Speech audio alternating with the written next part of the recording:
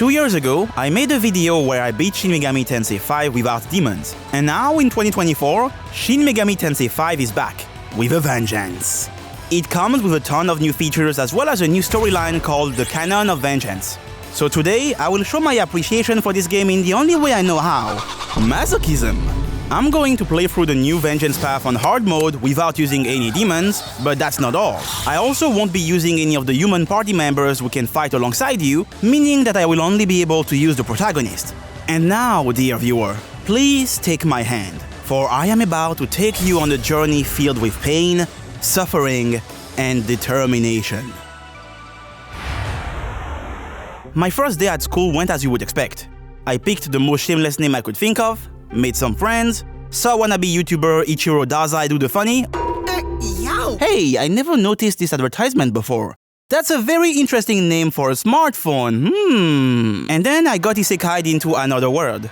And now it's time for the tutorial back. Confirmed.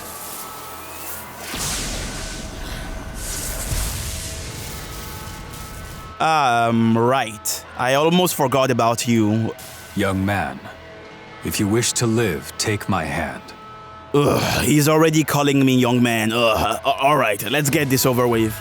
Young man, I recommend we recruit some demons to fight on our side. No. You and I are going to suffer without demons together. While I don't plan to use demons in battles, I'm still going to recruit and keep them in my stock for two reasons. The first one is that you can end random encounters if you have a demon of the same species as the one you are talking to. As for the other reason, it's tied to a new feature that I will tell you about a bit later. After grabbing everything I needed, I rescued Amanozako from a bunch of pretas by grilling their asses. To this day, I still don't get why she needed my help when she could have just flown away with her wings, but whatever. A bit further, we get introduced to an Aogami essence, and this is one of the features that got completely revamped in this game. Similarly to the original, Aogami essences function like demon essences, meaning that I can use those to learn new skills. But now you can re-obtain these essences from husks you already examined after a certain amount of time has passed. Another thing that's important to note is that in Vengeance you have two types of Aogami essences.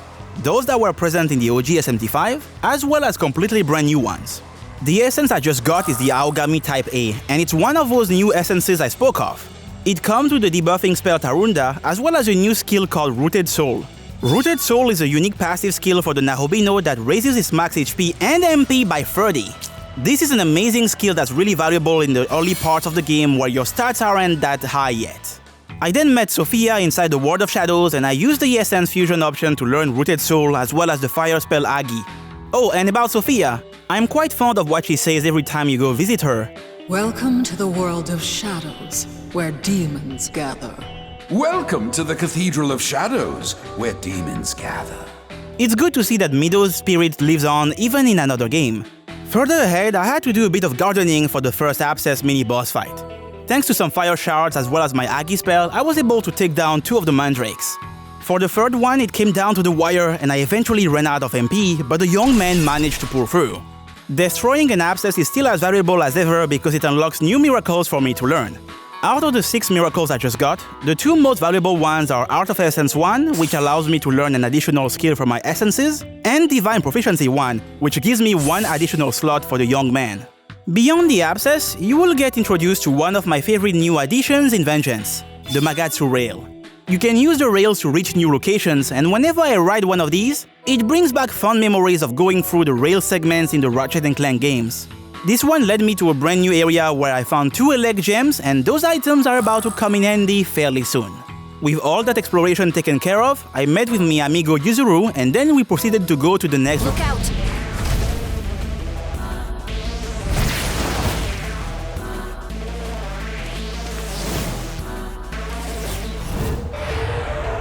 This is Glaciala Bolas, one of the brand new demons as well as the first major boss of the Vengeance path. This beast was designed by Masayuki Doi, the character designer for SMTV, and my man truly cooked with this one because I love the design, it's sick. You know what else is sick though? Trying to beat this thing all alone. Oops, sorry, it's too early to be having a mental breakdown, so instead of doing that, let me break it down for you. This battle is our introduction to the guest system. In the Vengeance route only, your human companions will join you in battles from time to time. Normally for this one, you get to team up with Yuzuru and our new best girl, Yoko Hiromine. Unfortunately, since I've chosen the path of pain, I have turned this relatively simple fight into a nightmarish shitfest. Glacia always gets to act first because of course he does, and he has 2 press turns. This alone puts you at a disadvantage right from the start, but it gets worse, because this boss uses physical attacks.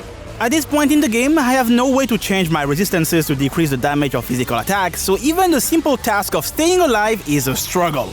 Also, Glacia loves going for Bouncing Claw, a multi-hit move that can hit you 2 or 3 times. And in this game, each individual hit has a chance to crit, so if you get critted, Glacia will get to act again and tear you to shreds. It became pretty clear that I needed to level up some more, but even doing that proved to be difficult because of the extremely small amount of EXP I was earning from random encounters. In the OG SMTV run I did, the solution I came up with for the grinding issue was using the Mitama DLC. And if you thought that I would do the same thing for Vengeance, you would be wrong. So for my sanity, I had to find a more efficient way to grind. Fortunately, I realized that one of the new features in Vengeance was perfect for this: consecutive random encounters. When you are surrounded by multiple enemies in the overworld, there is a chance that more enemies will show up at the end of a battle. And in the area I'm currently locked in, there is this one cave where you can find a ton of slimes. Since there are so many slimes, it's very easy to chain a lot of random encounters in a row, and whenever you do that, you get a bonus multiplier applied to the amount of money and the XP earned at the end of the fight. Thanks to this amazing feature, I was able to level up a lot faster, and I did that until I reached level 11. That money boost also came in handy because I was able to buy a ton of healing items as well as Helix shards to hit the beast without needing to use MP. The next thing I needed to figure out was a way to safely refill my Magatsui bar. Whenever this red bar is full, I get to use a Magatoki Critical, an ability that guarantees that all my attacks will crit. I could let my gauge fill during random encounters, but doing that is still too risky. So instead of doing that, I ended up finding a safer solution. In various places you will find Magatsui crystals. Depending on the color of the crystal, grabbing one will restore your HP, MP, or Magatsui. These things will reappear after a certain amount of time. But if you don't want to wait, you can get them to pop up immediately if you reload your save. And because Vengeance gave us the ability to save anywhere, it makes this process a lot easier. Since this battle introduces the concept of guest characters, the game automatically deploys your friends on the field for that one fight, but you aren't forced to use them.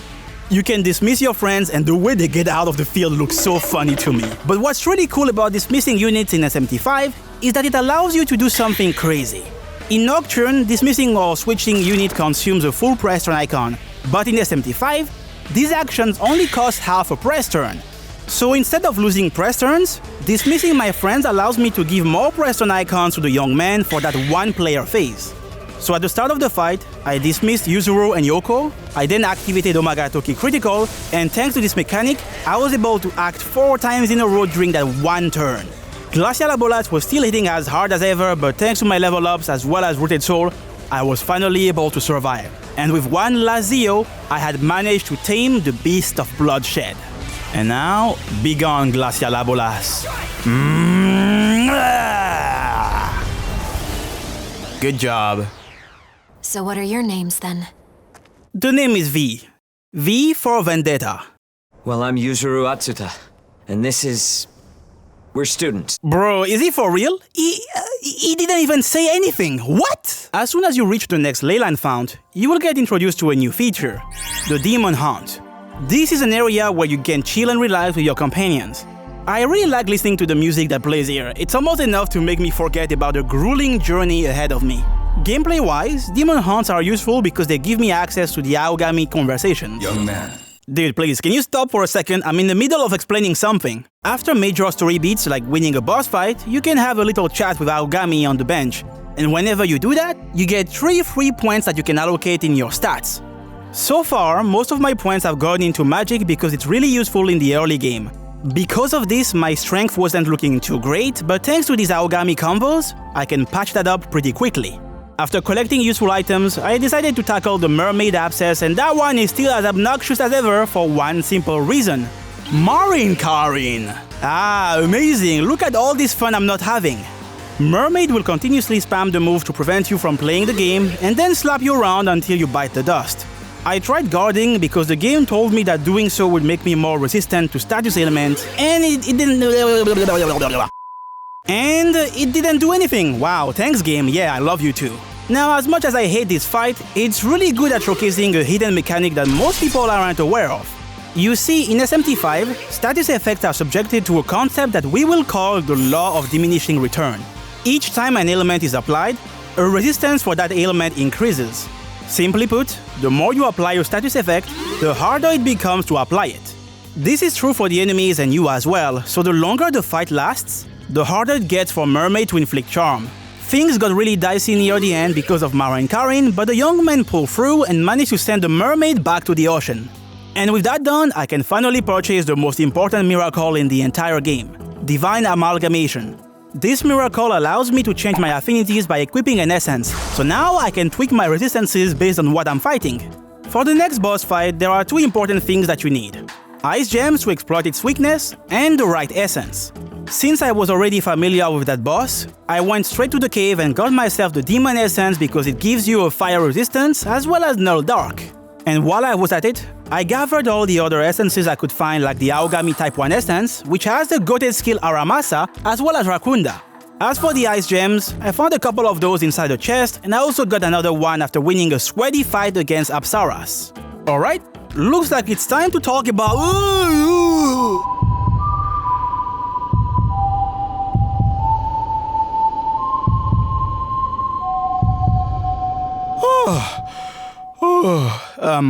sorry, that was my PTSD. And by PTSD, I mean post-traumatic self disorder. Whenever I see this guy, it brings back very painful memories. Anyway, it's time to fight good old Hydra. Hydra only has offensive moves, and since it pretty much removes half of my HP during each enemy phase, it's really difficult to stay alive. To deal with this snake comfortably, you need full heal items like beads, but there is a problem. In this game, there is no way to directly buy beads, and the other useful restoring items cannot be purchased at this point in time. So what do we do? Well, there is another feature added in Vengeance that we can use to help with this, and it's tied to these guys, the demons in my stock. So one thing that I didn't tell you up until now is that you can also talk to your demons inside demon haunts. These conversations can lead to different outcomes, like giving your demon a stat boost, but another thing that can happen is that your demon can give you items. And what's great about this is that the item isn't fixed, meaning that you can reset in hopes of getting something better. Thanks to this feature, I was able to get a lot of beads as well as rare items that you normally can't easily get at this point in the game, like the physical dampeners, as well as charge and concentrate gems. And now that my main issue has been resolved, it's time to challenge Hydra once more. What I love about this fight is that it really rewards you for learning the boss's patterns. The concentrate and charge gems also come in handy here because they allow me to make the most out of every Magatsui phase I get. Another thing that's good to know about Hydra is that there is one status element that it doesn't resist. That element is sleep, and by using it at the right time, I was able to keep Hydra asleep long enough to heal myself and let the Magatsui bar get to full. Thanks to that, I was able to deal a lot of damage with my charge boosted Bestial Bite, and eventually, I made it to phase 2. As soon as you reach this part, Hydra gets access to a dangerous physical attack called Frenzy. So to make phase 2 more manageable, I kept hitting the snake with Bufu, while also using physical dampeners to protect myself from the rampage. Unfortunately, I quickly ran out of dampeners. Despite my best efforts, Hydra refused to die and managed to deal a ton of damage to me in a single turn. It got close, but with my last ice gem, I was finally able to seal the deal.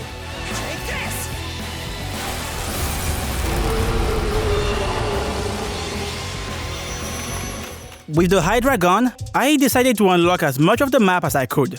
I took care of some side quests, grabbed valuable items like the Sudama Essence, and I got rid of every abscess left in Minato in order to unlock as many miracles as possible. In the Shiba region, there is a spot where a Kushimitama spawns, and I think now is the right time to talk about how I'm going to handle these guys. These are the Mitamas. They come in 4 different colors, and each of them drops a specific type of item. Out of these 4, the Kushimitamas are the most interesting for me because they drop the Gospel, an item that a young man can use to level up. Unfortunately, defeating these demons is really difficult because of their resistances.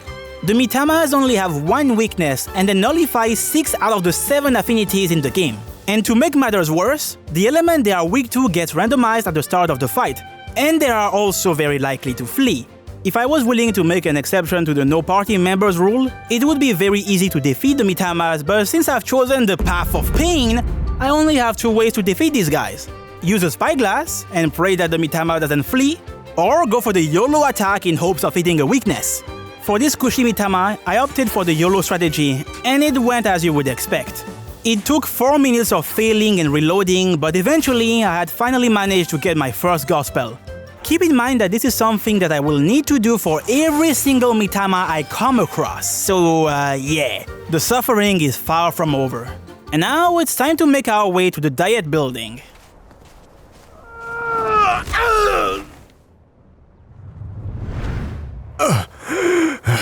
Please delete my search history. Oh, that's right. Before we go any further, I have to defeat one of the brand new antagonists, Nama. Her name in Hebrew means pleasure, and after reading up on her lore, I would say that this design is quite fitting. She also has a very interesting unique move that I have to show you. This indescribable pleasure, it's all yours. Capitulate to Pleasure has a high chance to inflict charm and also removes all your buffs. It's a disruptive attack that would be extremely annoying to deal with normally, but here is the thing. Nama mostly uses dark attacks, and since I have the demon essence equipped right now, she cannot hit me. This makes the majority of the fight fairly simple, but eventually she will start using Life Drain. The fact that she spams Tarunda and Life Drain makes the fight last a lot longer, but hey, at least it allows us to enjoy the absolute banger that is the Kaddish 2 theme. Nama kept trying to make me succumb to the pleasure, but in the end, I was the one who made her capitulate to these hands.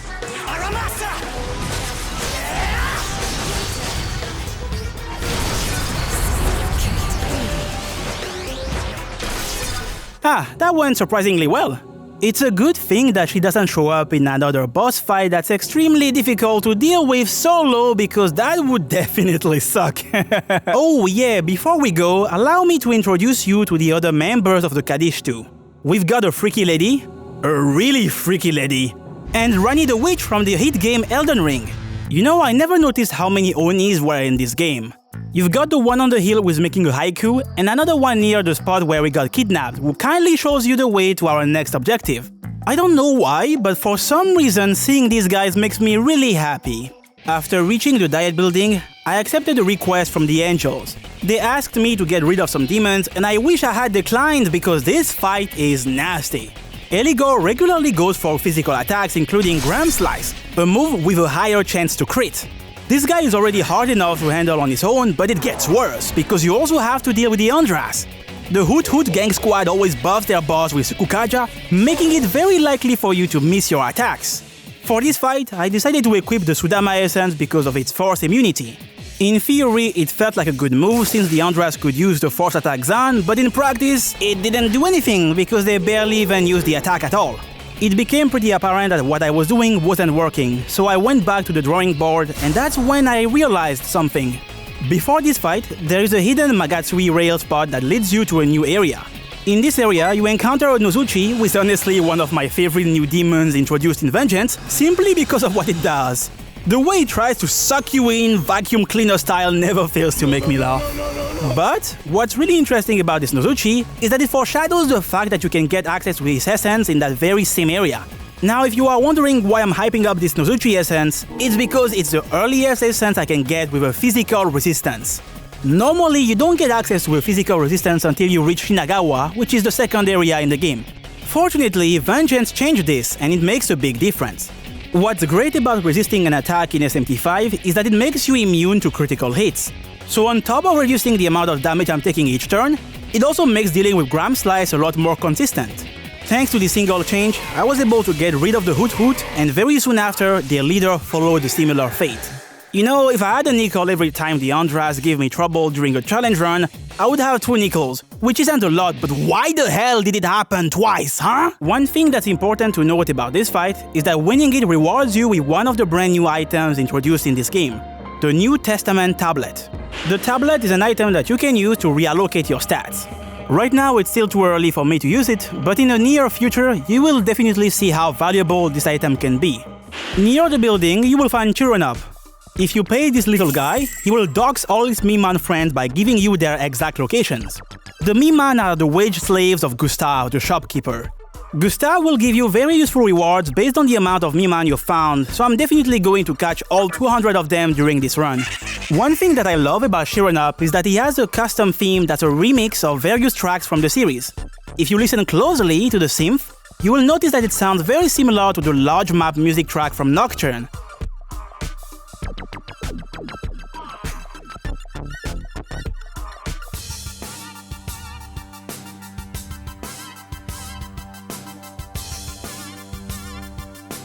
I find that really sweet. Wait, I just realized something. Those first notes. Dun dun dun dun dun. Dun dun dun dun dun. Dun dun dun dun dun. Dun dun dun dun dun. Dun dun dun dun.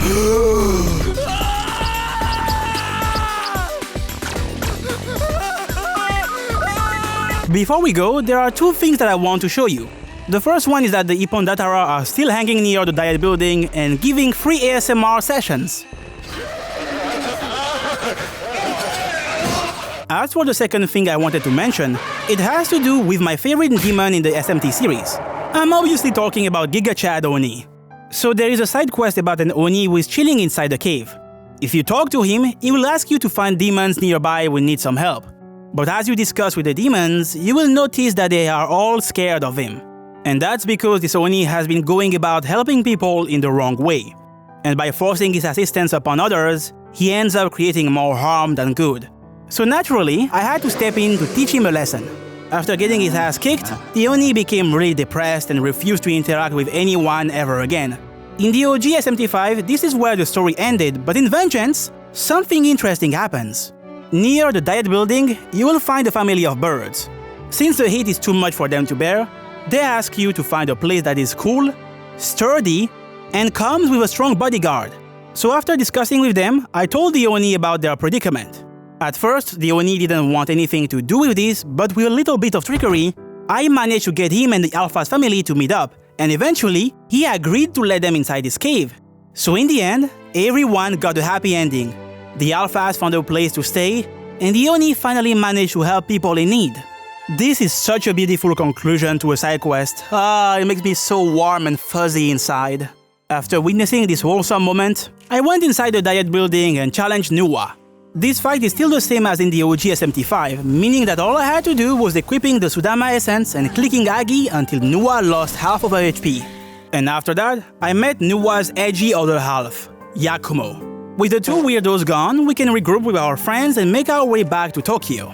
By the way, in the canon of Vengeance, we have our own room. It also comes with a smaller terminal, and these things look just like the Amala drums I saw back in Nocturne. It's a nice touch. Young man,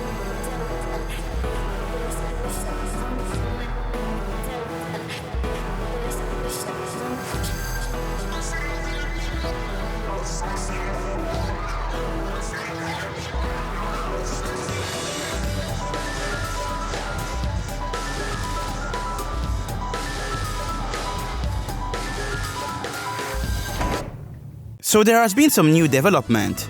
Yoko got transferred to our school, and that's definitely something I'm in favor of. Oh, yeah, and apparently Tao's friend is getting bullied.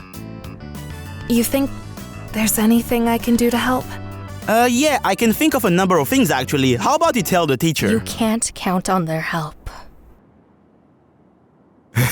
Wait. How long has she been sitting there, huh?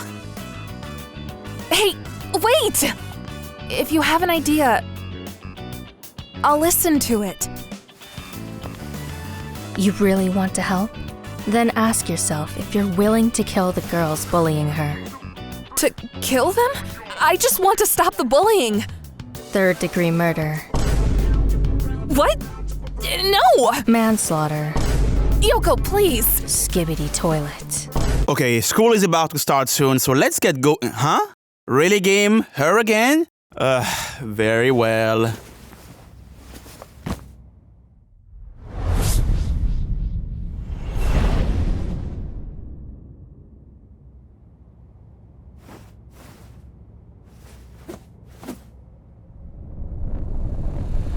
Okay, everyone, let's talk about the next boss fight. This fight is actually... Dude, please, play the game.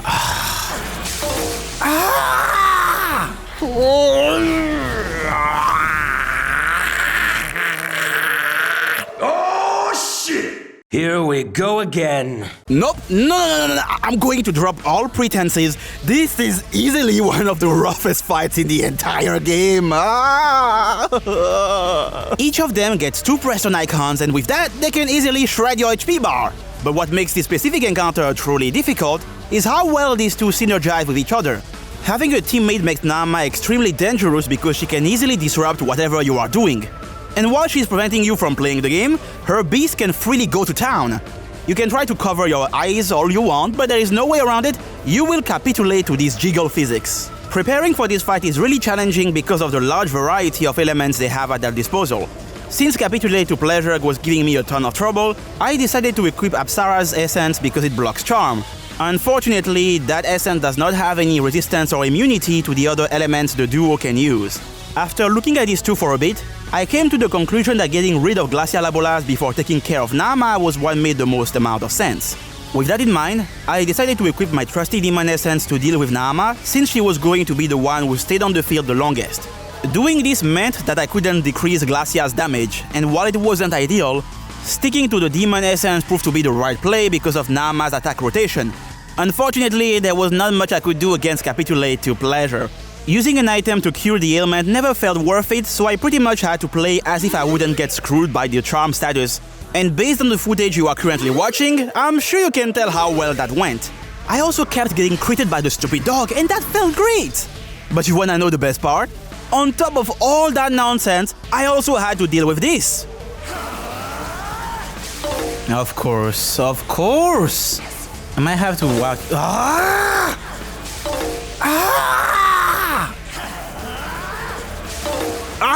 How did he dodge this? Yeah, I don't know what was going on with that stupid dog, but it kept dodging my attacks so many times. It was infuriating, dude. This kept going on for a while until I got the legendary attempt 23. As per usual, I opened the fight by using a Makatoki critical and my leg gems to deal as much damage as I could to Glacia Labolas. Getting charmed was still as annoying as ever, and it led to many close calls, but fortunately I was always able to fully heal myself. The fight was going well for the most part, but then Nama managed to charm me, and the enemies ended their turn by gathering Magatsui. Seeing this made me really nervous because it meant that Glacia was about to destroy me on the next turn. Things were not looking good, but I had faith in the young man, so I went for the Force Dampener, and for once I didn't get charmed. As expected, Glacia went for Mirage Assailment, but thanks to the Dampener, I had managed to avoid certain death. After that, Nama kept trying to make me capitulate because of course she did, but unfortunately for her, the odds stopped being in her favor because of the law of diminishing return. I had to use all my remaining beads and my Soma drop, but in the end it was worth it, because that allowed me to slowly whittle down Glacia, and after 5 minutes of painful intense combat, my charge-boosted Bestial Bite managed to get rid of the stupid dog. With the Beast of Bloodshed out of the picture, the fight became a lot easier, and eventually, Nama was once again forced to capitulate to these hands. You know what? Let's go. Aramasa! Be gone. Yes. Oh, finally the nightmare is over. While we were busy dealing with Nama, the demon Lamu, who was feeling left out of the plot, decided to make his move. And now we have reached the part where the tentacle monster tries to join with the schoolgirl. Oh, Saori ended up going inside the tentacle monster.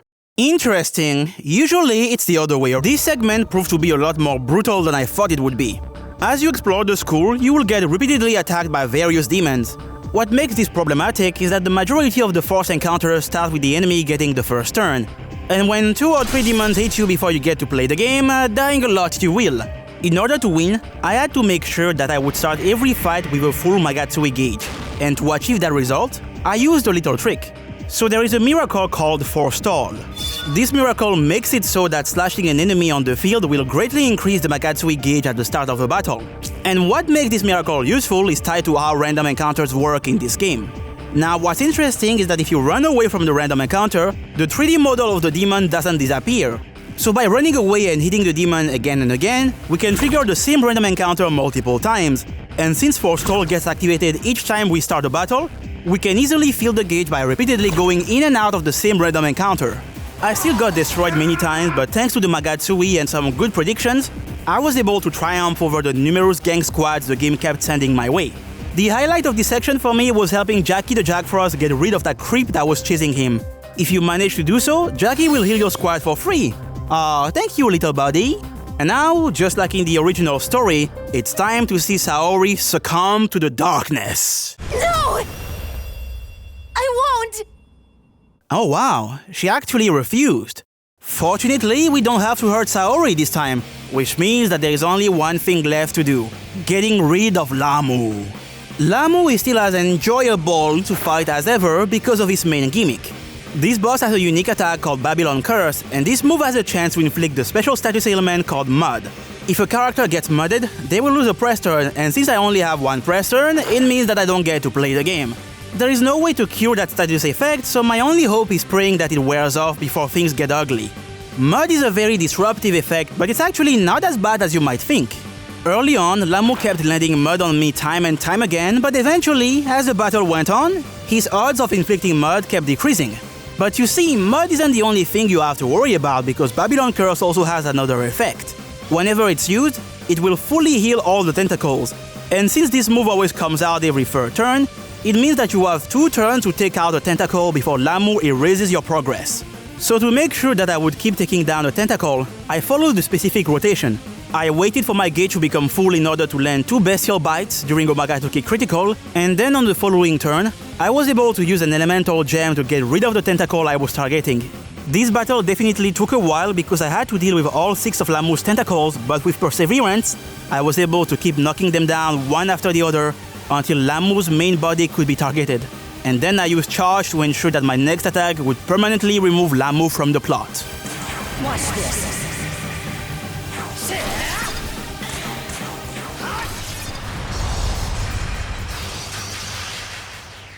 At last, Saori has been saved and we can all return home.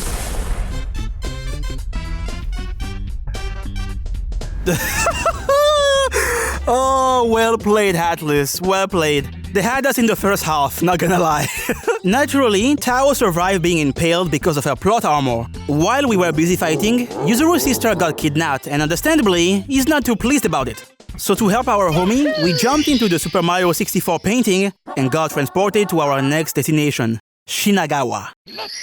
Reaching Shinagawa is a pretty important milestone because it allows us to purchase new items from Gustav's shop, like the Ox... Ox Bizarre? The Ox Bizarre. This healing item restores 120 HP, which is more than double what I would get from shoving medicines down my throat. While going through the Tenozu area, I made sure to find all the missing students, and then I kept exploring the place in search of useful items. I found the Aogami Type 3 Essence, and that one is actually really useful because it allows me to learn Sakanagi, a medium strength based almighty attack. This essence is cool and all, but there is something really crazy that I need to show you. In the Tenozu sector, there is a Magatsu rail that leads you to a brand new essence. That essence is Aogami Type B, and it contains one of the best skills in the entire game: Inflaming Divinity, or as I like to call it, Inflaming Gaming. This spell raises all the stats of one ally by 2 ranks for 3 turns, and let me tell you, this is huge! In SMTV, +2 is the highest your buffs can go, so thanks to this skill, you can essentially max out your stats in 1 turn. And this is easily the most efficient way to buff I've ever seen in these games. The fact that this skill only works on one ally instead of a full party can be considered a limitation in regular play, but in a solo run, that becomes a non-issue. That being said, there are still 2 issues tied to this skill that I need to fix in order to get the most out of it. The first one is that this move is expensive. 50 MP is quite the hefty price to pay, especially at this point in the game. Fortunately for me, this move is a support skill, and by raising my skill potential for support, I can reduce the cost of skills like Inflaming Gaming. As for the second issue, it's buff duration. Unlike other SMT games where buffs and debuffs last forever, in SMT5 they have a set duration before they expire. Buffs only last for 3 turns, including the turn used to apply them. This makes using buffs in a solo run quite complicated, but luckily for me, the Type B Essence conveniently comes bundled with a solution to that problem: Boon Boost. Boon Boost is a passive skill that extends the duration of buffs and debuffs by 1 extra turn. Thanks to this, using buffs in the solo run went from being really oppressive to being quite comfortable. Hey, listen up, will ya? I got something I wanted to ask you. Is that all right? Cool. I've been wondering for a while now, but what's with all these metal thingies lying around? Ah, you see, Amanozako, these are cars. They are machines that were made to move around quickly. Say, Yoko, what's your favorite car? Mine is... Unfortunately, I have no interest in cars. Cars may be convenient, but the truth is they've caused the deaths of many people. Millions, even tens of millions of people have lost their lives, all for the sake of a comfortable living. Thinking about that makes it hard to appreciate these things, doesn't it? You know, this is like the second character I have seen in this series who just went on a car rant out of nowhere. I think I'm starting to see a pattern, Atlas. While going through Shinagawa, I spotted an Oni from the corner of my eye.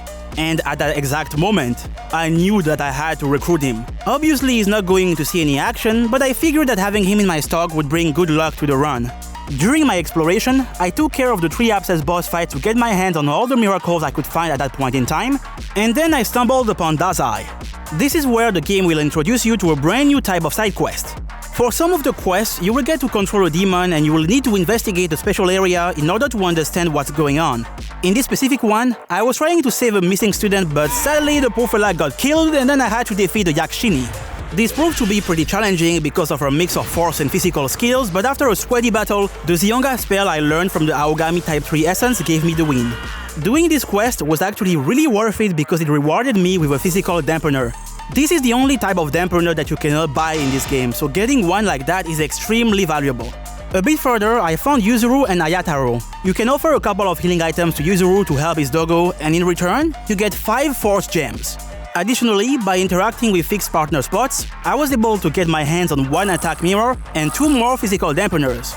All of these items are about to come in handy because the next boss fight is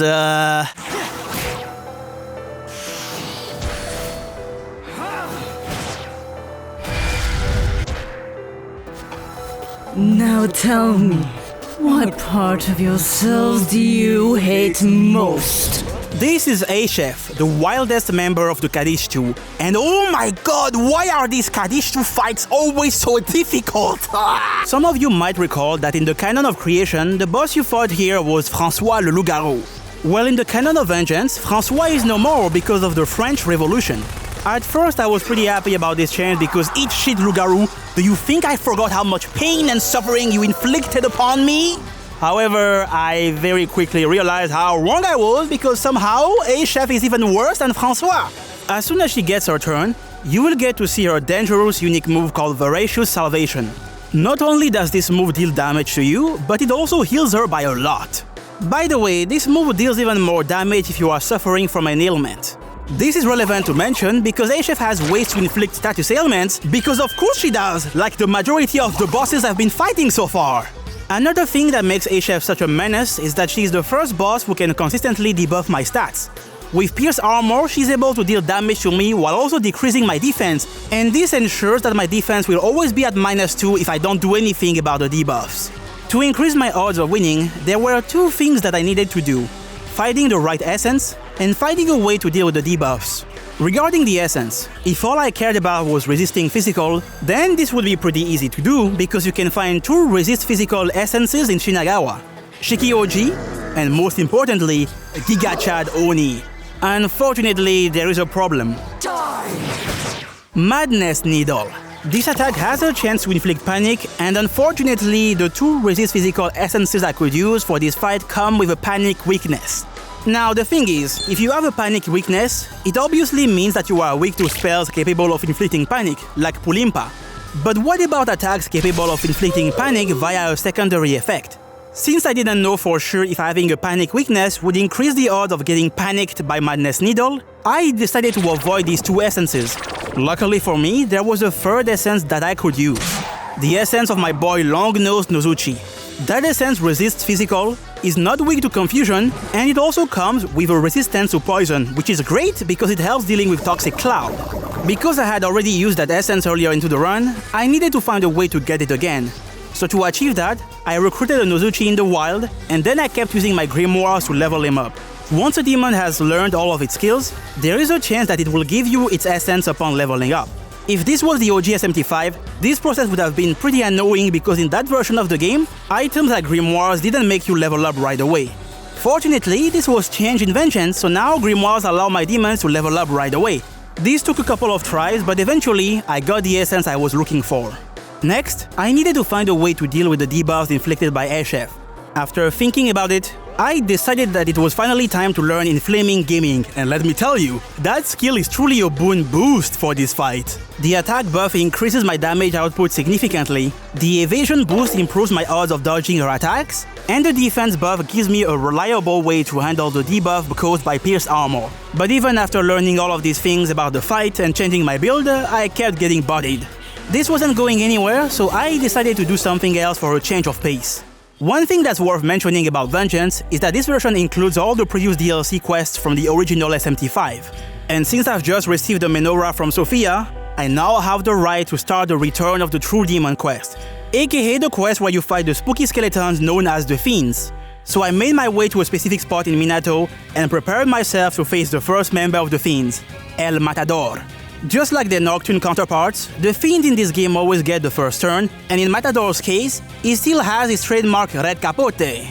With his trusty Capote, Matador's evasion gets raised to the max, making him extremely slippery. I thought that matching his buffs with Inflaming Gaming would fix that issue, but nope. Even at +2 accuracy, I was still unable to hit him. Luckily for me, this is not Nocturne. Since buffs are on a timer, I can just wait for the Red Capote to run out before going on the offensive. Also, in this game Matador has a weakness. I couldn't fit Zionga in my moveset, but thanks to my Elect Shards, I was still able to exploit it. Matador is a pretty tough foe to defeat, but what made the fight even harder was the fact that I was trying to preserve my items.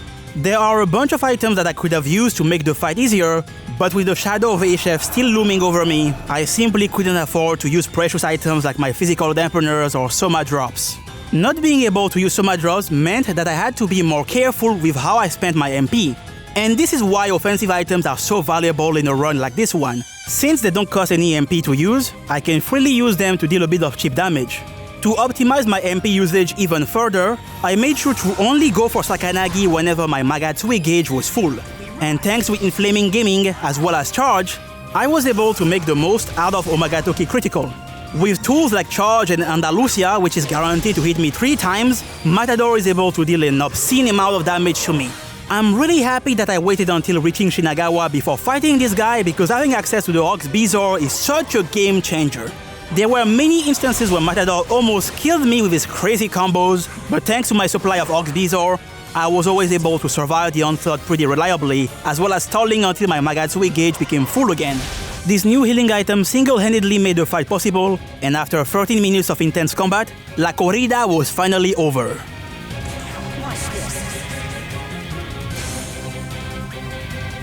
Please do not miss, please. Good. Alright. Hasta luego, cabrón.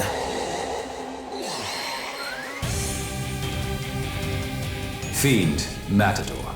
Status, eliminated. What in the world was that? Well, you see, Aogami, it all began when the lady in black gave me this item called the menorah, and then we went to with Matador gone, I fast traveled to Shinagawa, and went straight for the next fiend I needed to beat.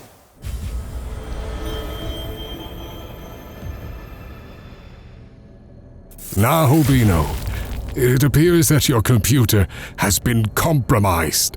The file that you downloaded last Friday was a malware that stole all your data, including all the Pepe coins inside your crypto wallet. Sure hope it wasn't on the rise. Of course, such unfortunate circumstances can be remedied. You just need to receive my gift to cleanse your computer from the virus. Receive my cum, that is. What?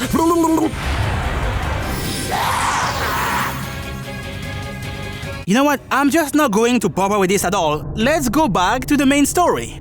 Before challenging HF again, I figured that getting a couple of levels wouldn't hurt. And thankfully for me, not too far from the boss room, there were a ton of Oni grouped up together. So I used some attract pipes and then I killed every last one of them. Thanks to their sacrifice, I got a bunch of levels and I also got gifted 2 Soma drops by my demons. Now, you might think that being at a higher level than the boss would make this fight a lot easier, but that doesn't mean much when she can still inflict panic. Losing so many times due to panic was driving me mad, but regardless of how often I got knocked down, I kept getting back up. And after learning the quirks of her AI, I did figure out something I could do to tone down the BS. So just like the bosses I fought so far, A-Chef also follows an attack rotation. This means that Madness Needle is guaranteed to come out on a specific turn, and since I know when it's supposed to come out, I can use my physical dampeners whenever that turn comes around to avoid getting hit by that stupid move. But when you can only hold 3 of those, you have to carefully consider when to use them. So for the majority of the fight, I kept using magic items to deal damage while keeping myself buffed with Inflaming Gaming. And when the time was right, I went for charge and then I used Omagatoki Critical to hit her with Sakanagi. This worked fairly well for the majority of the fight, but once her HP dropped below half, things got noticeably harder because it was at that point that A-Chef started using Toxic Cloud. The ailment spam made the fight even harder, but with clever usage of the tools I had left, I was able to survive the onslaught while consistently landing powerful attacks until her HP dropped into the red. To get there, I had to use all my valuable items. I was not exactly pleased by this, but thanks to these necessary sacrifices, I had finally managed to get A-Chef right where I wanted her. After using my last dampener to block her attack, my Magatsue gauge became full, and from there, I was finally able to put a stop to this madness. You die. It's time. Finish this, Nahobino, please. Do not miss.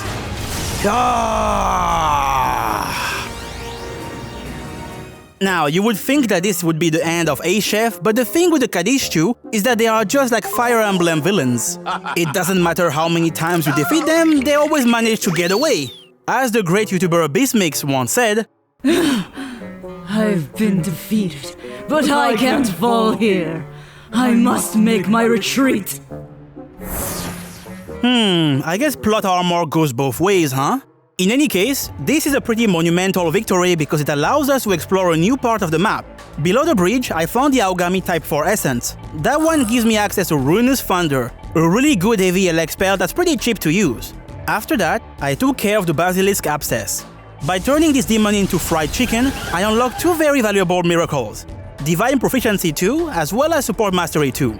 By purchasing both, I was able to increase my skill slot count from 5 to 6, as well as increasing my support potential up to +3, and thanks to that, support skills like Inflaming Gaming have gotten cheaper to use. Now I just need to get past this.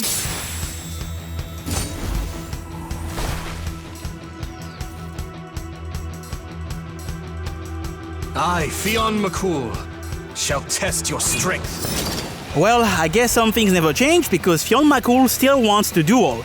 This is a fight that I remember very well from the OG, but even with that prior knowledge, I still got clapped a couple of times. Fionn has all the tools needed to be threatening. He can buff his attack, he can debuff your defense, and this unique move deals an obscene amount of damage even if it's resisted. In addition to his physical skills, Fionn also has ice and fire attacks. This makes the Nozuchi essence less than ideal, but that's not a big deal because it means that I can finally equip another resist physical essence that's neither weak to ice or fire. I'm obviously talking about the essence of Giga Chad Oni. For this fight, I completely ditched any physical attacks in favor of Ruinous Thunder. Having access to Inflaming Gaming is such a boon for this fight because it's the perfect tool to deal with Fionn's constant usage of Tarukaja and Pierce Armor. Casting that spell is still really expensive at this stage, but thanks to the Soma drops I collected before the fight, I was able to keep myself buffed and land powerful spells on Mr. McCool. I was feeling pretty confident throughout the fight until we got to his last phase. After taking enough damage, Fionn will swap Pierce Armor with Dark Sword Gaming. On one hand, this is pretty good because he can't debuff my defense anymore, but on the other hand, it means that he can seal me. If he seals you, and trust me, he will, you won't be able to use spells and that can easily make the fight take a turn for the worse. Somehow near the end, Fionn managed to seal me not once but twice. This almost spelled the end for this attempt, but thanks to my elect shards as well as the 2 physical dampeners I had left, I was able to stall long enough for Nahobino to recover from the ailment. And after recovering from the seal a second time, I was finally able to give Fionn McCool a taste of my Lightning McQueen.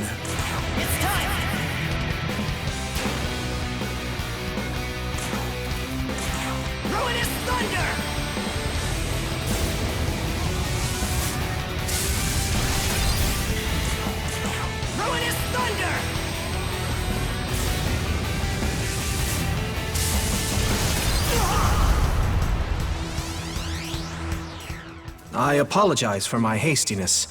Although you can see how you played a part in it as well, I'm sure. Dude, you literally jumped me before I even got a chance to explain. What are you talking about? In this area, there is a quest that you can do involving two new demons, Anansi and Onyankopon. While their bickering is quite entertaining, what I really like about these two is that they are deities that I'm familiar with because of my nationality. Many people seem to believe that I'm French, and while I can see why they would believe that, that is not the case. In a previous video, I said that French was my first language. I never said that I was French, and that's because I'm Ivorian. I am from Côte d'Ivoire, a beautiful country from West Africa. While there are over 60 ethnic groups and languages spoken in Côte d'Ivoire, the official language here is French because this country used to be a French colony. My ethnic group is called the Baoulé, and much like the Ashanti people, Anansi and Onyankopon are part of our culture. And in the case of Anansi, I actually heard stories about his various shenanigans while I was a child. Now, this is not the first time that African deities have been featured in the Shin Megami Tensei game, but it's the first time that I have seen deities I actually heard about while growing up, and seeing this kind of representation is honestly really cool. So yeah, from now on, please refrain from ever calling me French ever again. Or else... Okay, so our next destination is the fairy village. To get there, I just need to go through this building. Oh hell no, you stupid horse, we are not doing this again, leave me alone! Like I was saying, I got past the building, and after going through the coolest sliding segment in the game, I had reached the fairy village. Hey, did you know that there is also an Oni in here? I think my favorite thing about the fairy village is the new quest you can do here. A precious item has been stolen, and you have to team up with Ace Detective Pixie to gather clues in order to find who committed the theft. I'm not making that up, by the way, that Pixie truly refers to herself as an Ace Detective. Ace Detective? More like...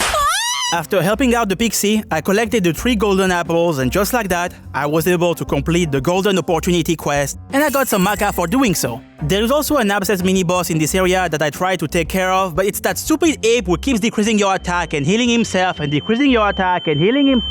Yeah, this is too frustrating. I will be back later. And with that done, it's time to challenge the last boss of the Shinagawa segment. In the canon of creation, this is where you face Lamu, but in the canon of vengeance, things play out differently. And if I kill him, Miyazu's free to go. You swear it?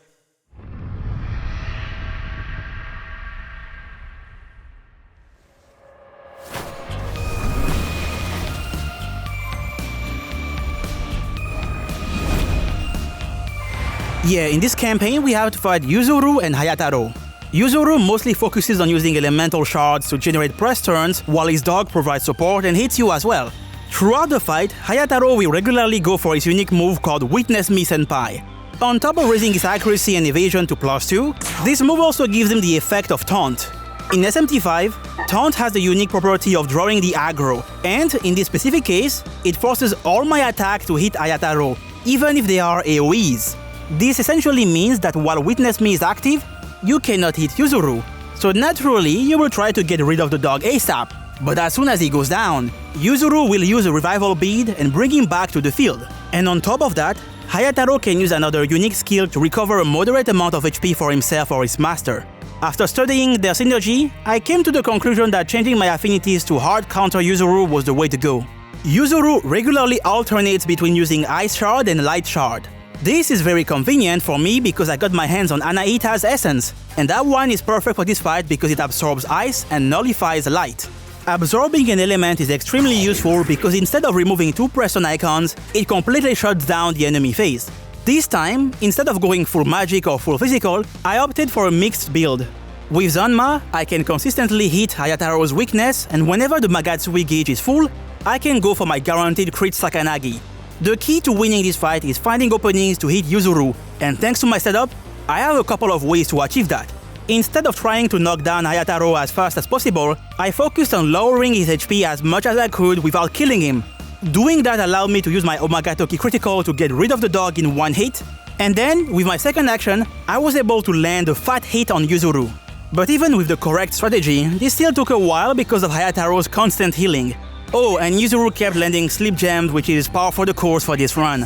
At this point, I'm used to getting abused by status ailments. The duo proved to be quite sturdy, but despite their best efforts, I was still able to wear Yuzuru down. And now, it is time to deliver justice onto you. for you have committed the crime of not saying my name. As for your sentence, the only verdict is vengeance, a vendetta. You ready?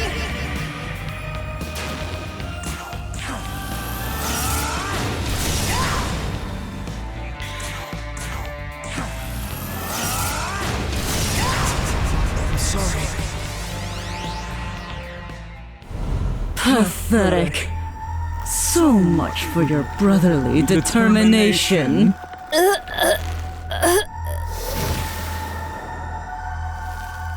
But fear not, for this girl will now be saved.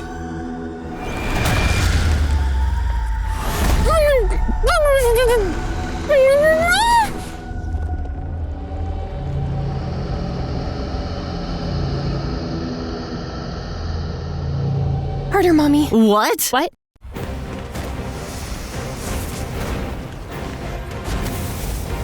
You know, it's great to see Dazai getting a W for once. Also, this cutscene introduces one of my favorite characters in the game, Best Boy Kansu. Miyazu has been rescued, and just like that, we managed to avoid a disaster. But as the saying goes, misfortune never comes alone. While we were gone, something terrible happened at the fairy village. Everyone got turned to salt, humans and demons alike. While it's regrettable, there is not much we can do about this, so for the time being, it makes more sense to go back to HQ. Oh, and before we go... There we go, much better. How are you feeling? Whoa, what are you doing in my... What are you doing in my room? Can you stop looking at me like that? You are piercing my soul with your eyes. So it turns out that much like what we saw in the fairy village, people in Tokyo also have turned to salt. And in response to this, the government has declared a citywide lockdown. Some companies have switched over to work from home, and even the schools are closed because of this emergency.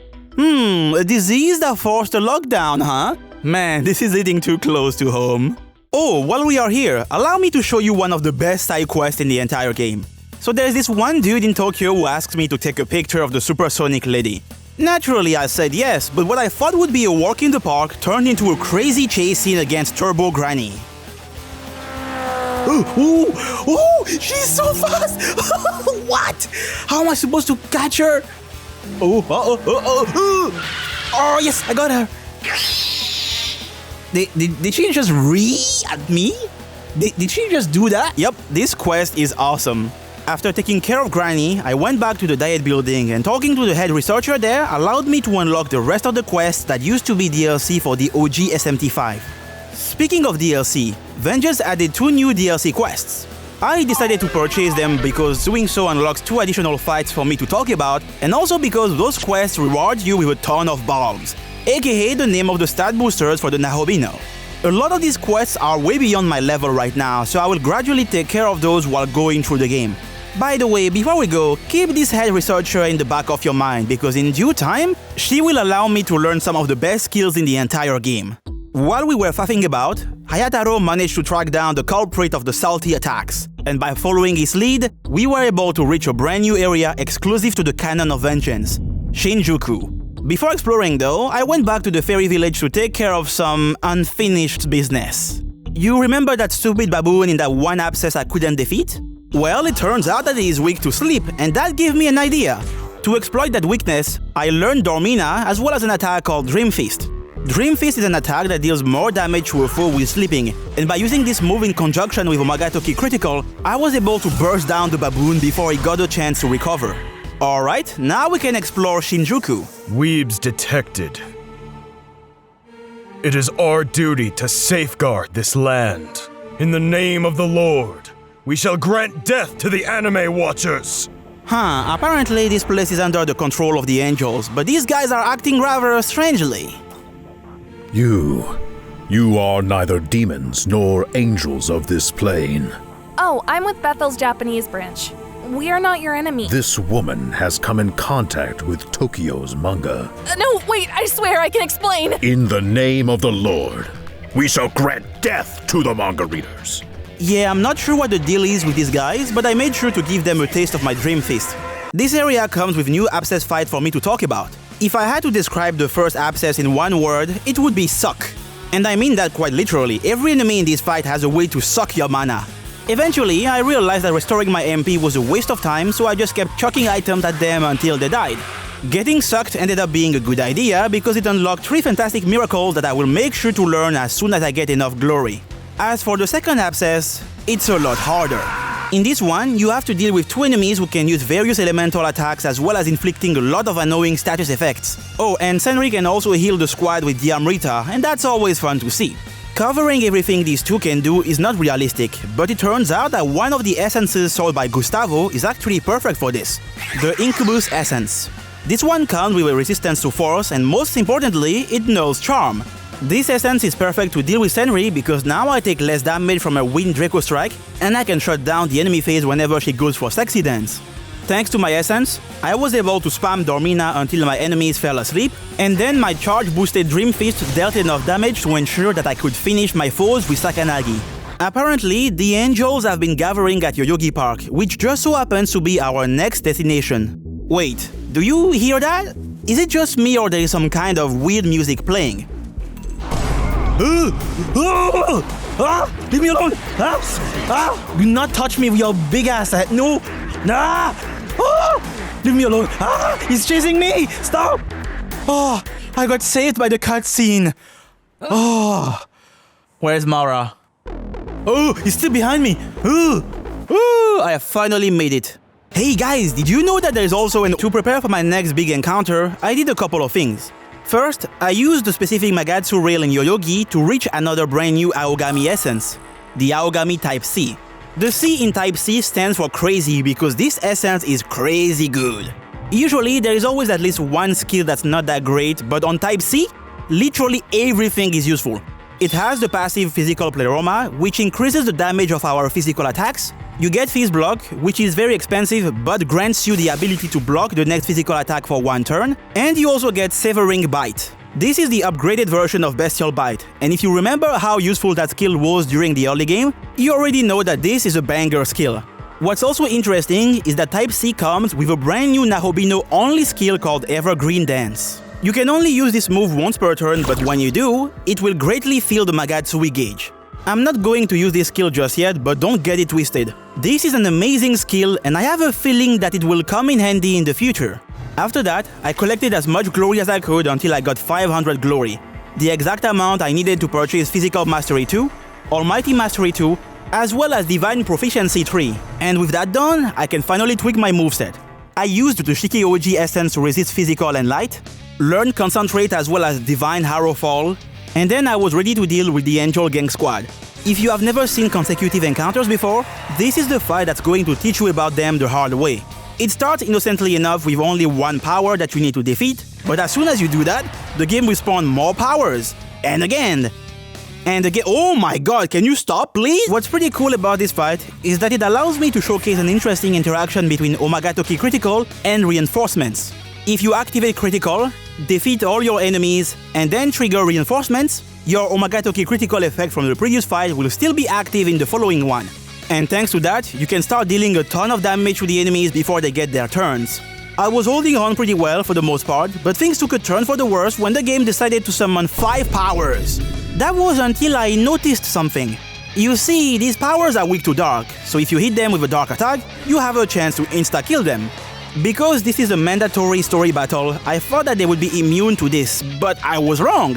So this entire time I could have just learned Mamudo to cheese these guys, but hey, at least we got to see the cool animation of Divine Harrow Fall. And since I like this move so much, here is another clip of Divine Harrow Fall coming in clutch for the 3rd Abscess boss fight. I feel a lot stronger now. With this newfound strength, I should be able to defeat It isn't... Okay then. Alright. By defeating all these powers, we were able to bait the cherubims into leaving their post. So now we can explore another part of the map. I have been told to come back to HQ because of an emergency, but before doing that, I did a couple of things. Fiend, Daisojo. Status, eliminated. I got rid of the leader of the Anzu Death Squad, and I went back to Shinagawa. I then accepted Demeter's request and challenged Belphegor. Not only is this one of the funniest designs I've ever seen in this series, but it gets even better when you drop him low enough. Belphegor proved to be tankier than expected, but after 12 minutes of combat, I had managed to flush the purple devil. I got a good amount of maca from completing this, which was cool, but then Demeter decided to hit me with the "I know what you are." Okay then. And the last thing I did during this segment was facing Artemis. She did manage to beat me once thanks to her panic-inducing move, but after that, the fight went a lot better because I made sure that she couldn't cheese me with status effects. After coming back to HQ, Dazai, who has been involved in a big Bethel operation, revealed that they haven't been able to make much progress because of a huge fire giant. That giant he is referring to is Cert, and this confirms that the big operation in question is the war against the demons of chaos, which is taking place in Shioda. In the canon of creation, you take part in this operation, but since we are playing the canon of vengeance, we get to see a different side of the story, and I find this pretty cool. So apparently, Miyazu has been kidnapped again. Understandably, Yuzuru is not too pleased about this, but there is no need to worry because we are here to lend him a helping hand.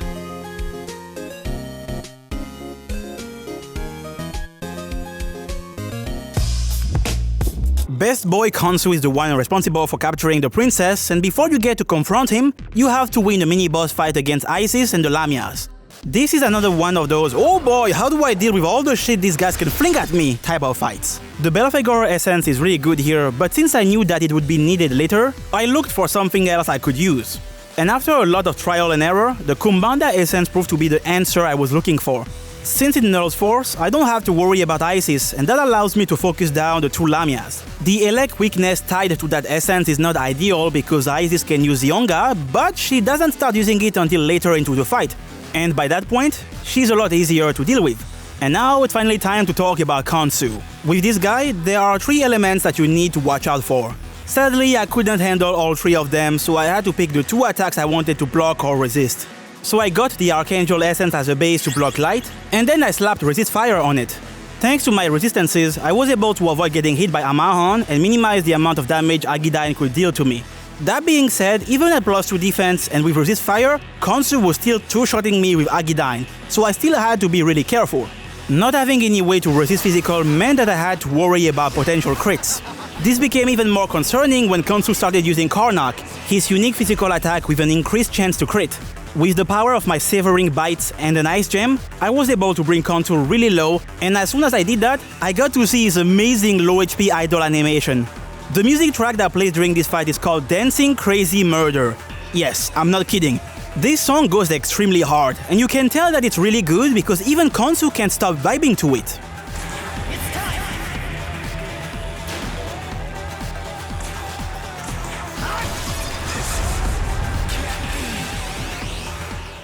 As it turns out, Best Boy Kansu kidnapped Miyazu only to keep her safe, something that Miyazu herself agreed to. Another good thing that came out of this kidnapping situation is that Kansu gave us the Angel Feather, and by using it in Shinjuku, I was able to meet one of my favorite characters in the entire game.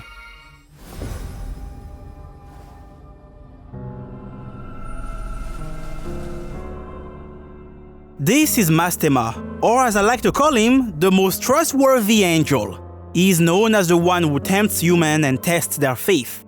It is also said that he was granted the power to control demons by the creator. What I love about Mastema is how much he stands out among his peers. Similarly to the angels and archangels, Mastema serves the god with a capital G, but what's truly interesting is that the way he goes about serving the Lord is not something you would expect to see from an angel. And this is made extremely clear during our first meeting. Guys, help! Yup, it turns out that Mastema was the true culprit behind the Salt incidents. A very fitting move for the most trustworthy angel. Prior to Vengeance, Mastema was involved in the story of 2 SMT games, SMT4 and Strange Journey. His relevance to the plot differs vastly from one game to another, but what remains consistent is that Mastema's involvement makes any story he's in a lot more entertaining. This guy has a great design, and it's such a pleasure to finally see him get the 3D model. Wait, now that I look closely at him, are these yoga pants? In the end, we decided to strike a deal with the most trustworthy angel. And with that done, we can resume our journey through Shinjuku.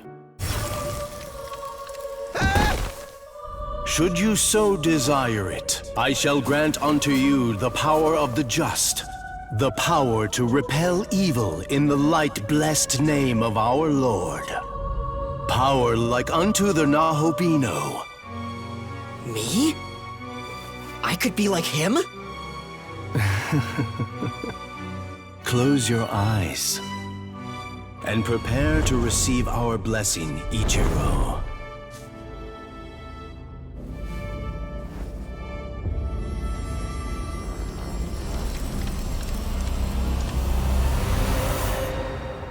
So there is something extremely cool that I need to show you. Past the area where we met with Mastema, you can find a Miman, and this little fella has something pretty interesting to say. 20 years ago, Tokyo became the Neverworld. Place where all began is apparently hospital just hop-skip away. Now, as soon as I read this, my nocturne senses started tingling because what this Miman just described is none other than the Conception, the apocalyptic event that took place in a very special hospital, the Shinjuku Medical Center.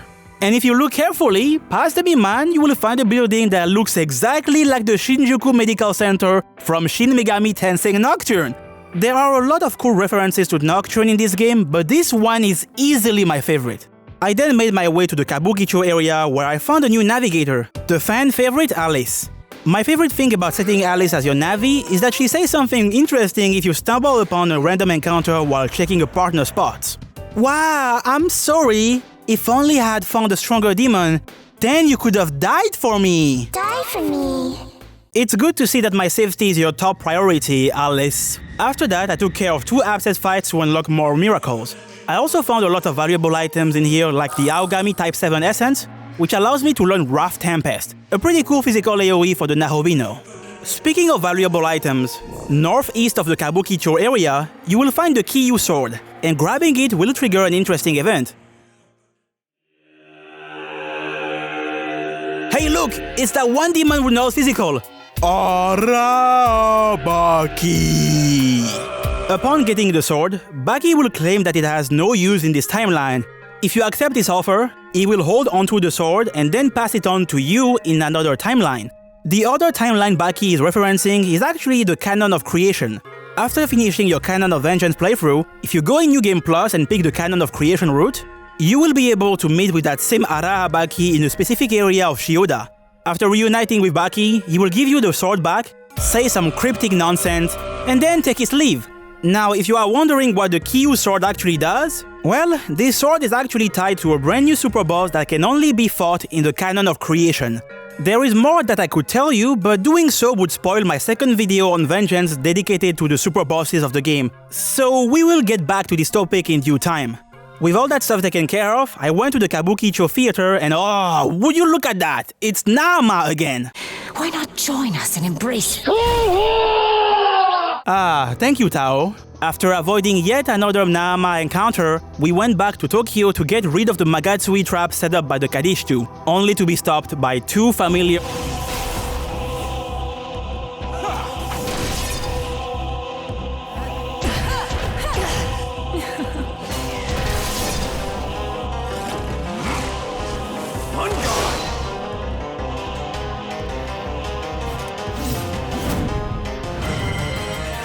Unlike the previous duo fights where each foe had 2 person icons, Yakumo and Nua only have 1 each.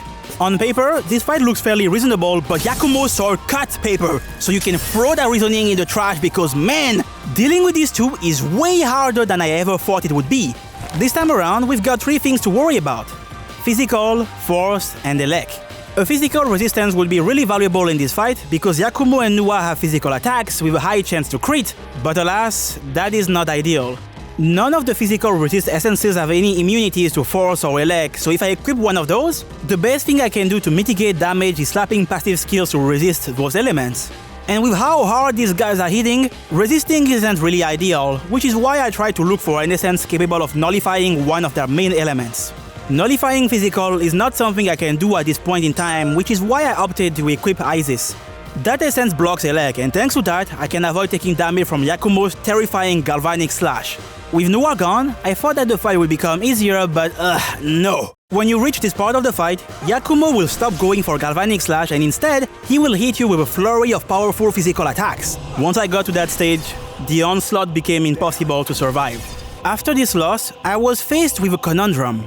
Blocking Elec is fantastic in Phase 1, but that becomes useless in Phase 2, where Yakumo exclusively goes for physical attacks. Since I really didn't want to change my resistances, I had to find a way to protect myself from physical attacks without resisting them. And after thinking about it for some time, I realized that one support move was perfect for this exact situation. Tetracorn, a move that reflects a physical attack once for one turn. After adding Tetracorn to my moveset, I grabbed two other skills. Restore, a passive that allows me to gain 10 MP whenever I crit or hit a weakness, and good old Sakanagi. Immediately at the start of the fight, I abused Yakumo's AI to set up with Inflaming Gaming, and then I started dealing damage to Noah. Thanks to Tetracorn, I was able to prevent Yakumo from going too crazy, and after 7 minutes of back and forth, a Fire Gem was finally able to get rid of Yakumo's health. With Noah gone, I was finally able to deal damage to... oh. So it turns out that Sakanagi is not as useful as I thought because my almighty potential is weaker than my physical potential. This essentially made Sakanagi a waste of a slot, which was unfortunate, but since I got this far, I figured that I should keep going. Finding ways to damage Yakumo while dealing with his non-stop crits was a nightmare. It took many turns to get there, but eventually I finally managed to drop his HP into the red, and as soon as we got there, I decided to change my approach. Since dealing with Yakumo and his crits was too unreliable, I started spamming Tetracorn. Doing that proved to be somewhat difficult because of Tetracorn's absurd MP cost of 37, but with a bit of thinking, I was able to find a reliable way to sustain myself. You see, while Yakumo's attacks are consistently changed throughout the fight, in essence, he always follows a 3-turn attack rotation. And after seeing his attacks time and time again during the last phase, I was able to figure out his last rotation. On turn 1 and 2, he goes for physical attacks, and on turn 3, he uses critical aura. This means that I can go for Tetracorn on turn 1 and 2 to counter him, and then on turn 3, I am free to use an item to restore my MP since he's guaranteed to not hit me. Doing this took a while, but after 20 minutes and a lot of Tetracorn abuse, I had finally managed to get Yakumo to do the funny. Yes, he did it! My favorite aspect of this scene is that Yoko says out loud exactly what everyone who has played this game is currently thinking about Yakumo's ideals. The world of humanity has no need for those who side with demons. You hate the people who side with demons, but you're fine with using their power yourself? You're just a hypocrite. After getting exposed for being a fraud, Yakumo has a mental breakdown and then they leave. Before going back to more story progression, I thought that it would be a good idea to complete some side quests. Remember these two? Yeah, the old man and his son are bickering again, but this time you have to pick a side. Since I had no horse in this race, I decided to listen to both, but I quickly changed my mind after listening to Anansi. Age after age, African lands have been subject to invasion, exploitation, crisis of faith. I have a duty to connect the African people and their faith to the future. Now I seek to weave a new story, a tale of African solidarity. Surely you sympathize with my ideals? Please, join forces with me. Your words speak to me on a personal level, brother. Let us work together. So yeah, I sided with Anansi, and then I went to Yotsuya to get rid of his old man. Unfortunately, this didn't go too well because Onyankopon has a very annoying gimmick. He is one of the very few enemies in the game with a weakness to physical, but there is a catch, because of course there is one. Onyankopon has Tetracorn, and with his 3 press turns, he is pretty much guaranteed to use it all the time. Now, if that's all he did, the fight wouldn't be too bad, but here is the thing. Onyankopon also has the Arahan, a move that fully heals him. And in case you didn't know, in SMTV, bosses have infinite MP. So, if I'm unable to deal 4000 damage before Onyankopon gets to act, he will easily undo all my progress. At this point in time, I just don't have the tools to win this fight, so I went back to Minato to start one of the brand new DLC quests from Vengeance. Unfortunately, it turns out that Konohana Sakuya is very difficult to defeat because of her unique move. That move is called Sakuya Sakura, and it allows her to heal herself while also raising all her stats by 1 stage. But wait, it gets worse. Her innate skill is called O for Plenteousness, and it doubles the recovery of healing skills when all stats are raised, so if you allow her to stay buffed, she will be able to recover a ton of HP for free. To keep her healing powers in check, I made sure to use Pearl Charms to remove her buffs, but that alone wasn't enough because of her healing frequency. Essentially, you only have one turn to deal damage before she goes for the move again. So regrettably, I also had to give up on that quest. Oh, by the way, speaking of DLC quest, although I don't meet the level requirement for it, I can still start the second quest. And if you were wondering what the Dagda fight looked like... Oh, Dagda. Oh! Oh my god! Nope, that's enough. I'm going back to the story. After taking a Magatsu rail, I was able to reach the Shinjuku first block. Upon getting there, you will be greeted by Rani the Witch, and then she will make you play a very dangerous game. Rani will obscure the area in black fog, and to make the darkness go away, you will have to defeat the real Rani. I say real Rani because on your way to reach her, you have to avoid her clones, and trust me, you definitely don't want to engage with those clones because if you do... No. Oh my god, it's so dark. Ah! I wanna go home. I wanna go home. I wanna go home. My dear Oni. Oh look, Oni is protecting me. Yo, Oni saved me. Thank you, Oni. This is so spooky. I don't know what shit. Oh, no! No! Oh, no. Any last words? Can you please spare me? Pretty please? Now die. Ah! And just like that, the game suddenly went from turn-based RPG to survival horror. You know, I'm starting to think that someone at Atlus must really enjoy those chase sequences. After getting clapped time and time again, eventually I managed to reach the real Rani the Witch. Now I know that I am the Witch Rani. I stole death long ago and search now for the dark path. Oh man. This fight proves once again that the P in Kaddish 2 stands for pain. Huh? What do you mean there is no P in Kaddish 2? You know, I have seen my fair share of crazy fights, and I can confidently say that this is one of the most insane bosses I've ever had to tackle thus far. The real problem lies in her absolutely insane unique skill, Eldon Stars. Eldon Stars is a move that deals 12 minimal almighty attacks to random foes. If you are playing normally, this move is a lot more manageable because those 12 hits will be spread out to your party members. But in my case, I am alone, so all these 12 hits are guaranteed to hit me. Bro, I'm at +2 defense. She just used the move once and now half of my HP is gone. What is this? Eldon Stars is ridiculous enough already, but what truly makes this move a nightmare to deal with is Rani's innate skill. Innate skills are among the new additions in this version of SMTV, and you can think of them as the equivalent of Pokémon abilities. Rani has Kaddish 2 Artifice, which allows all attacks, including magic, to crit for Kaddish 2 demon allies. Yep, you heard that right. This innate skill allows magic attacks like Eldon Stars to crit, and this is a big problem because Eldon Stars is a multi-hit. So whenever she goes for Eldon Stars, she gets to roll the dice on each of her 12 hits, and oh wait, I'm not done yet. If she ever gets a crit, Rani's AI is coded to use Eldon Stars again. It doesn't matter how hard I try. It doesn't matter how close to victory I get. All it takes is one single crit for all my hopes and dreams to come crashing down. Rani has a couple of elements you need to worry about. Out of all of them, Ice is the most interesting one to shut down, so I ended up going with the Jack Frost Essence. With this one, I can absorb her ice attacks to get a bit of healing while getting rid of all her press turns. I also made sure to equip Resist Fire to prevent Rani from exploiting my weakness. Now let's talk about the elephant in the room. Part of why Eldon Stars is so difficult to handle is because it's an almighty attack. Unlike the other elements, there is nothing that you can do to directly decrease its damage. Preventing Rani from critting me was out of the question, so instead of thinking about that, I started looking into more general ways to decrease the damage of my opponent. And that's when I thought about a very special skill, Kanabi Veil. Kanabi Veil is a unique skill for the Nahobin node that reduces damage taken by 30% for one turn. This felt exactly like what I was looking for, so I got the skill, and to my surprise, bruh, that did absolutely nothing, huh? Yeah, while it was undeniable that Kanabi Veil did decrease the damage dealt by Eldon Stars, that damage reduction was simply not significant enough to justify using it. Since I was pretty underleveled for the fight, I decided to match Rani's level, and that did absolutely nothing.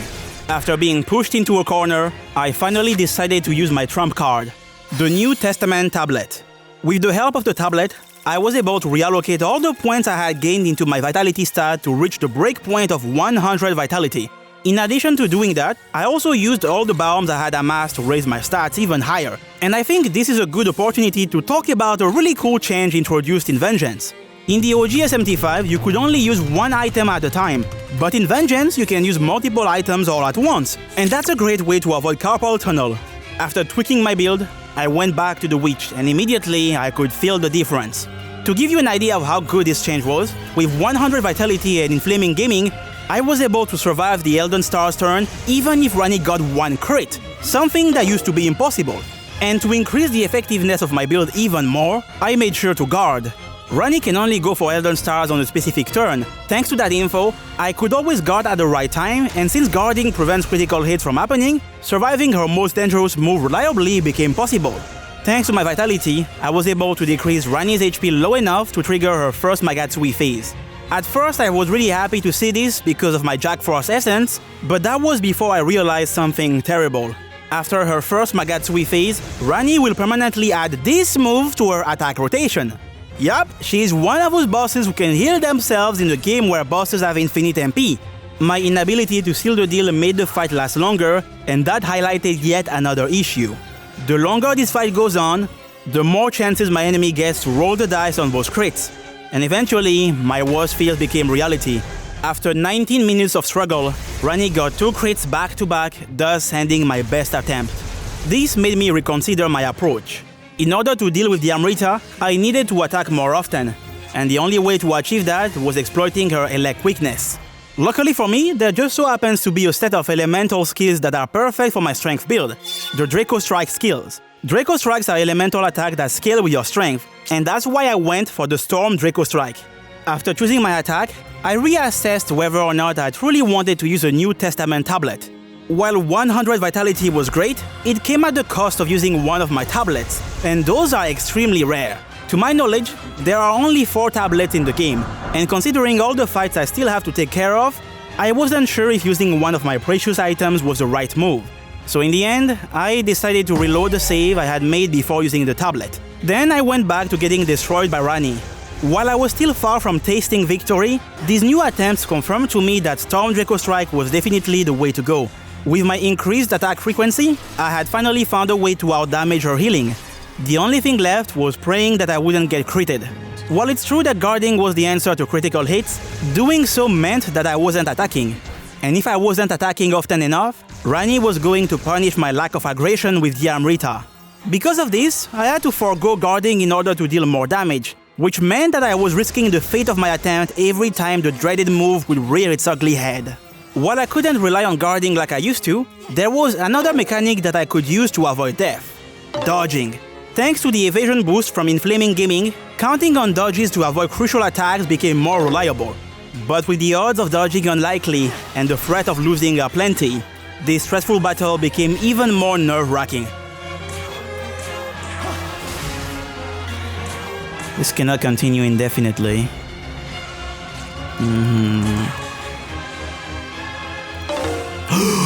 Yes! Yo! Naomi, no! It's time!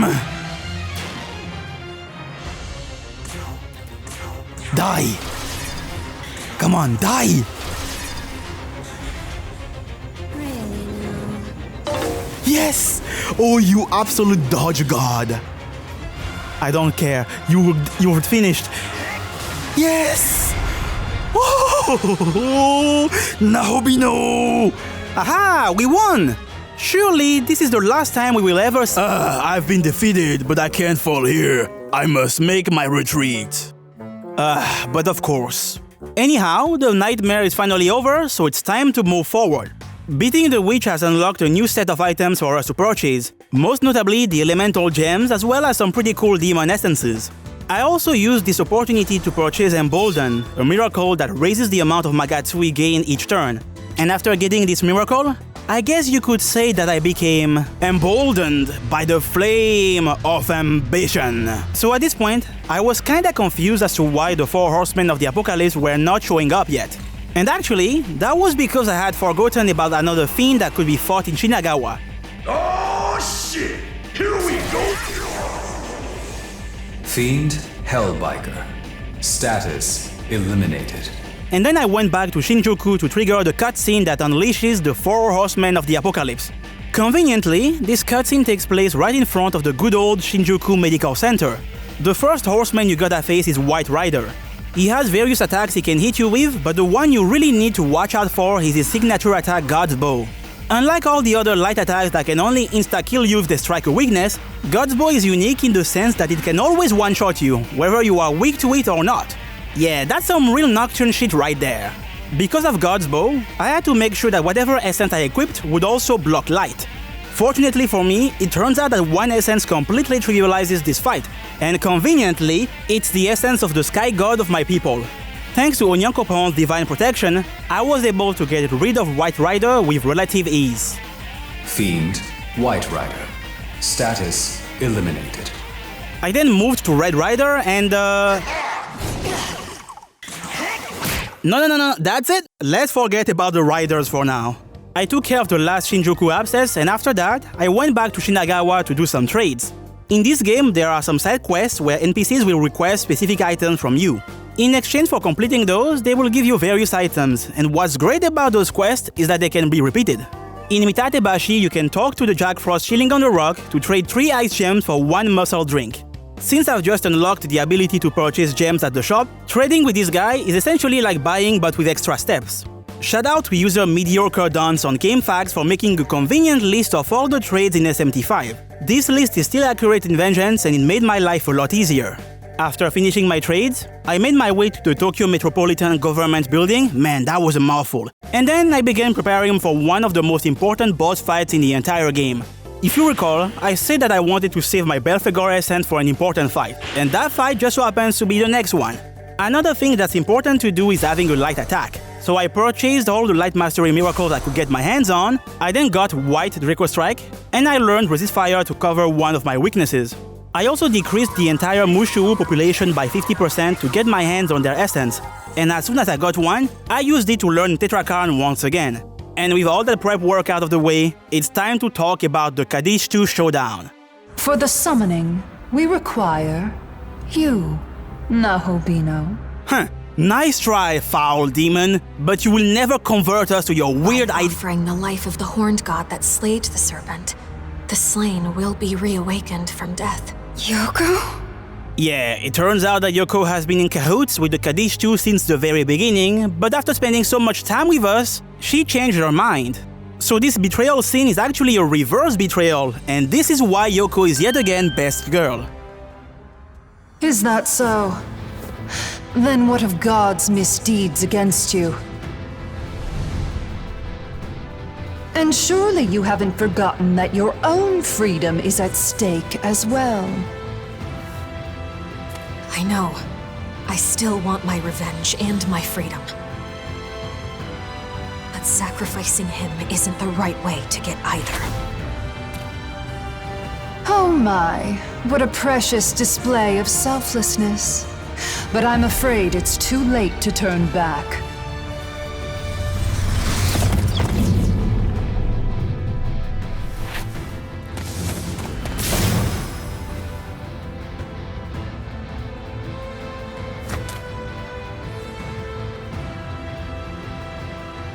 If you refuse, then the sacrifice shall be carried out by us, the Kaddish 2.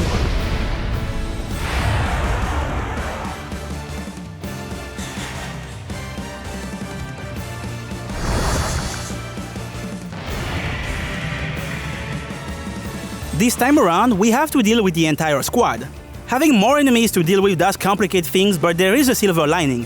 Outside of Lilith, all the other Kaddish 2 have lost their unique moves for this fight, so I won't have to worry about BS like Capitulate to Pleasure or Elden Stars. Immediately at the start of the fight, Lilith will summon her besties and then she will start preparing a Magatsui skill. This allows the Kaddish 2 to use their unique Magatsui skill called Kaddish 2 Entropy. And this one does a lot of things. It hits you with 2 almighty attacks, can inflict charm, and on top of that it also restores the HP of our targets by a good amount. Needless to say, this is an attack that you definitely don't want to see too often. Luckily for me, there is a way to counter it. In order for the attack to work, all 4 members of the Kaddish 2 must be on the field. If you manage to take out at least one Kadishtu before the attack goes off, they will still go for the entropy on the following turn, but it won't work. Do keep in mind that Lilith can and will revive her fallen comrades, so in order to prevent the entropy from coming out, you need to get rid of one of them right after they start gathering Magatsui. As for which member of the Kadishtu makes the most sense to take down, Aisha spams physical as usual, Rani has a mix of ice and fire spells, and Naama mostly focuses on debuffing as well as using the Kaja. Naama is easily the most annoying one to deal with, and that's why I prioritize taking her out to prevent Kadishtu entropy from coming out.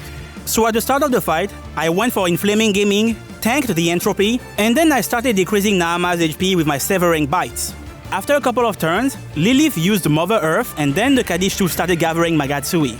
Mother Earth blocks one physical attack for one turn, so it perfectly covers Naama's weakness, making it harder to defeat her quickly, but thanks to all the damage I had dealt beforehand, I was able to use a combination of White Draco Strike and a Light Shard to get rid of Naama, thus preventing the second entropy from activating.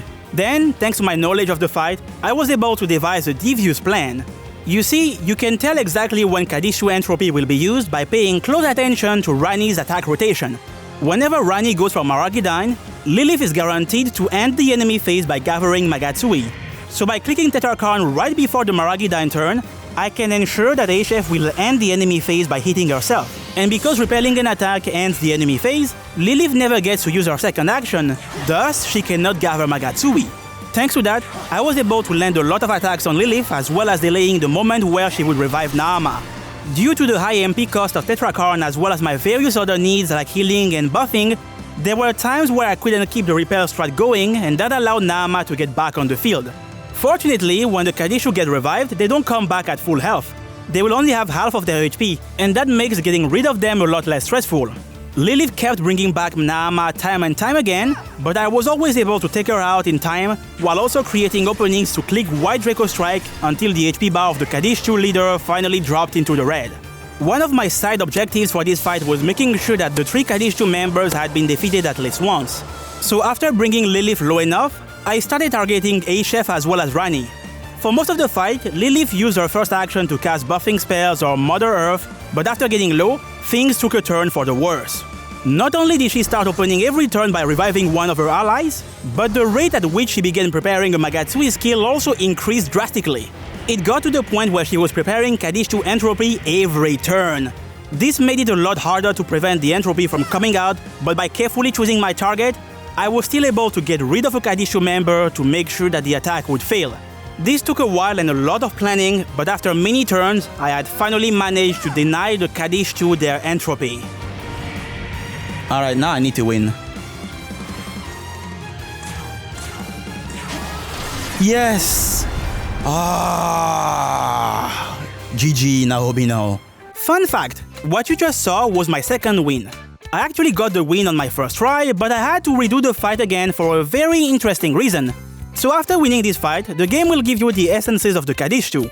However, you will only get the essence of the Kadishtu member if you manage to defeat them at least once during the battle. In my first attempt, I only focused on Naama and Lilith. Since I never targeted Aishef and Rani, these two never went down, and because they never went down, I didn't get their essences. So to ensure that I would get all the loot, I had to redo the fight again and make sure that both Aishef and Rani would fall at least once. Doing that was definitely one of the experiences of all time, but hey, at least I won't have to deal with the Kadishtu.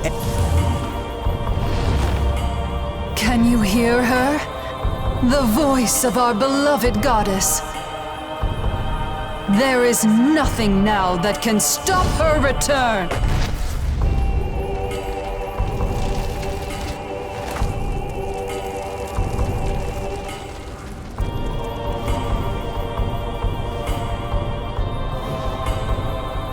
The time has come. The ultimate end. The ultimate beginning.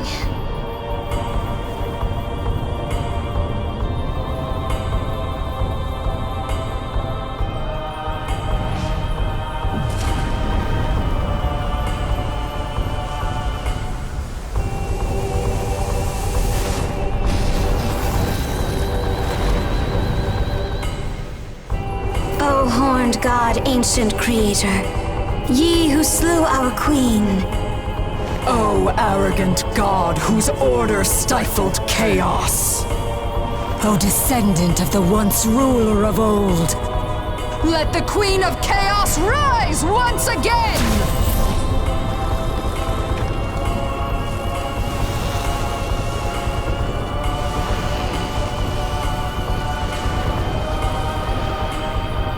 Now, awaken, Tiamat!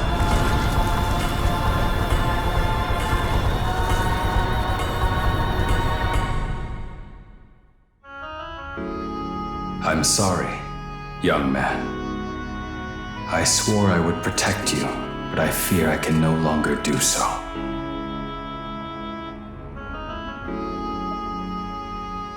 No, we can't accept defeat. You must live.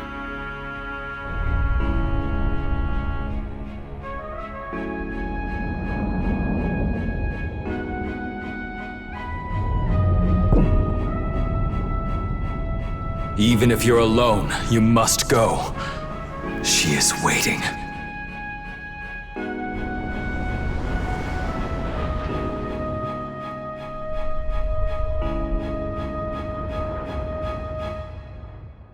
Sadly, we were unable to prevent the true reincarnation of the goddess. After awakening from a deep slumber, the mother goddess Tiamat went on a rampage, destroying everything and everyone in her wake. And while that's unfortunate, what truly hurts me the most is the fact that Aogami is no longer with us. I used to consider him as a nuisance, but now that he is not here to call me young man, I feel empty. Even though I was convinced that I disliked him, the truth is that deep down, I did like Aogami. And as the saying goes, you never truly know what you have until it's gone. Moving forward after this will be tough, but hey, at least I still have my friends by my side. Unfortunately, Dazai became the storm that is approaching. I have to say, I like how Dazai's drastic change makes a lot more sense in the canon of Vengeance, because it's all thanks to the most trustworthy angel. Another thing that I like about the storyline is that it made me appreciate director Koshimizu a lot more than I thought I would. You can really tell that losing Yuzuru deeply affected him, and from that point onward, my man is going to keep getting better and better. It looks like he has a plan, so let's follow his lead for the time being. If you're willing, I would ask you fuse with the Tsukuyomi type. I would ask you to take up this fight once more.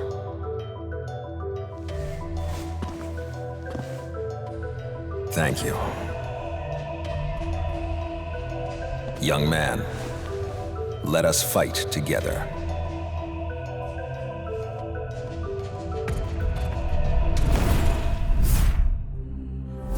So the Nahobino make themselves known again after all this time. Knowledge and life had remained separate until now. Light or dark, you may chase whatever you please. I shall await you in the realm beyond the earth and heavens. Until then, may your newfound power guide your survival. There you go, baby. The new Nahobino look has been unlocked. Just like with my previous partner, I can go to the demon hunt to have a little chat with Tsukuyomi in order to improve my stats. Young man. Not gonna lie, hearing Tsukuyomi calling me like that really hits different. He even checks my pulse just like Aogami used to do. Man, this hurts. After Aogami's disappearance, the music in the demon hunt will change. The chill tune I was used to has been replaced with a sadder melody, and it makes going back to this place really depressing. And I'm not the only one who feels this way, you know? Just look at the young man. That poor boy is really not feeling it right now. Everything is not sunshine and rainbows at the moment, but I do have some good news. After fusing with Tsukuyomi, I obtained the Tsukuyomi Talisman, and this item unlocks one of the best Magatsui skills in the entire game, Omnipotent Succession. This Magatsui skill allows my next attack to be performed 4 times in a row, and yes, this is as cool as it sounds. Going from only being able to attack once per turn to 4 times is obviously amazing for my DPS, but it's also worth noting that Omnipotent Succession has a lot of interesting quirks. This effect is only triggered by offensive skills, and it doesn't have a timer. Offensive items, basic attacks, and support moves do not consume succession. And this is really interesting because it means that you can hold it as long as you want. Now you might be wondering, what's the point of holding succession? Well, it's because delaying when I use succession allows me to stall until my Magatsui gauge becomes full. And once that gauge becomes full, I can execute a strategy that I like to call the Magatsui combo. So it turns out that you can actually stack multiple Magatsui effects. If I activate succession and then wait for my gauge to become full again, I can then go for Omagatoki critical. And because succession and critical can be active at the same time, I am able to combine their effects, meaning that I get to attack 4 times and each of these 4 hits is guaranteed to crit.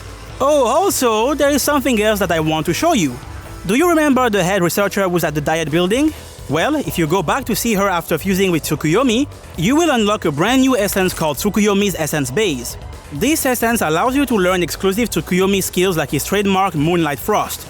The Nahobino skills on this essence are definitely useful, but the main reason why I wanted to get it was because this is the earliest source of high restore. With this skill, my MP recovery will go from 10 to 20, which is huge. The other noteworthy skill on this essence is Elusive Eclipse. This passive slightly raises evasion and allows you to counter with a severe physical attack that pierces through resistances whenever you dodge. If we look at this skill in the vacuum, it's pretty meh. Sure, the counter is nice, but since dodging an attack is really unreliable, it's hard to imagine that this skill would ever be useful. But you see, dear viewer, as it turns out, there is a specific skill combo that we can use to make Elusive Eclipse valuable, and the answer I'm withholding from you on purpose is tied to the head researcher. There are actually 2 additional Tsukuyomi essences that you can obtain from her, but I won't be able to get them until way later, so for now, let's return to Shinjuku. I went back to the Tokyo building and that's where I met Mastema. Someone is guiding Tiamat towards Shakan, and since we failed to stop the Kadishu, Mastema asked us to take responsibility by stopping the mysterious intruder. So naturally, I accepted Mastema's request, used what's probably the longest Magatsu rail in the entire game, and after reaching the entrance, I took the plunge. Ladies, gentlemen, and demons, welcome to Shakan, a strong contender for the title of prettiest area in the game. This is the first dungeon of the Canon of Vengeance, and it has an interesting gimmick. By interacting with these devices, you can flip the entire room upside down and vice versa. At first, all this topsy-turvy nonsense was pretty disorienting, but I got used to it over time. Usually, getting out of the topsy-turvy rooms is not too bad, but if you want to collect all the items inside those rooms, it takes a bit more work. This is something that I really enjoy because I can just get to the checkpoint, return to the room to grab all the items, and then I can fast travel back to the checkpoint. Speaking of items, this is the first place where you can get your hands on the Whittled Goat. This item lets you survive a lethal attack once, and it fully heals you as well. Oh, also, in Shakan, you have to deal with these guys. First, we had the Anzu Dev Squad, and now in Vengeance, we got the New Way Legions. The way they just spawn out of thin air is really funny, but it's kinda creepy to watch them following you around. After completing the puzzle in the 3rd stratum, I had to get rid of 2 cherubims, and these guys were tough. Their game plan is clicking Concentrate, buffing with Mataru Kaja, and then gathering Magatsui. They will then hit you with Wind Breath, and you definitely don't want to get hit by that because it can literally one-shot even if you guard. It's kinda wild. I could have tweaked my resistances to block force, but I really didn't want to do that, so what I did instead was relying on force dampeners and magic mirrors to avoid taking damage.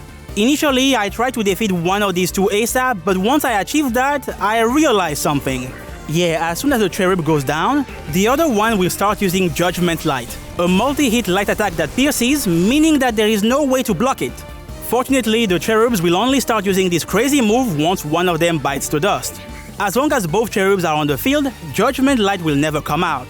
So what I did is that I brought both of these cherubs as low as possible without killing them, and then, thanks to Succession, I was able to hit each of them twice to send them back to their creator.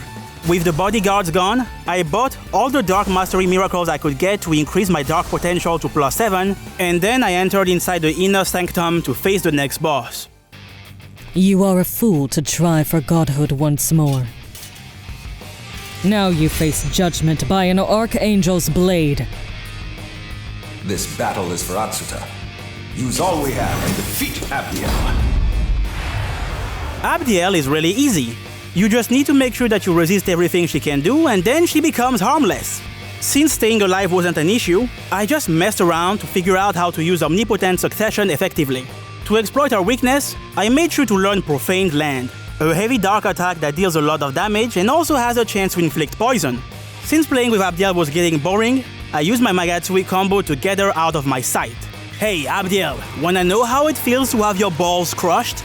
Nahobina, what are you talking about? As an archangel, I obviously do not possess balls. No! My balls!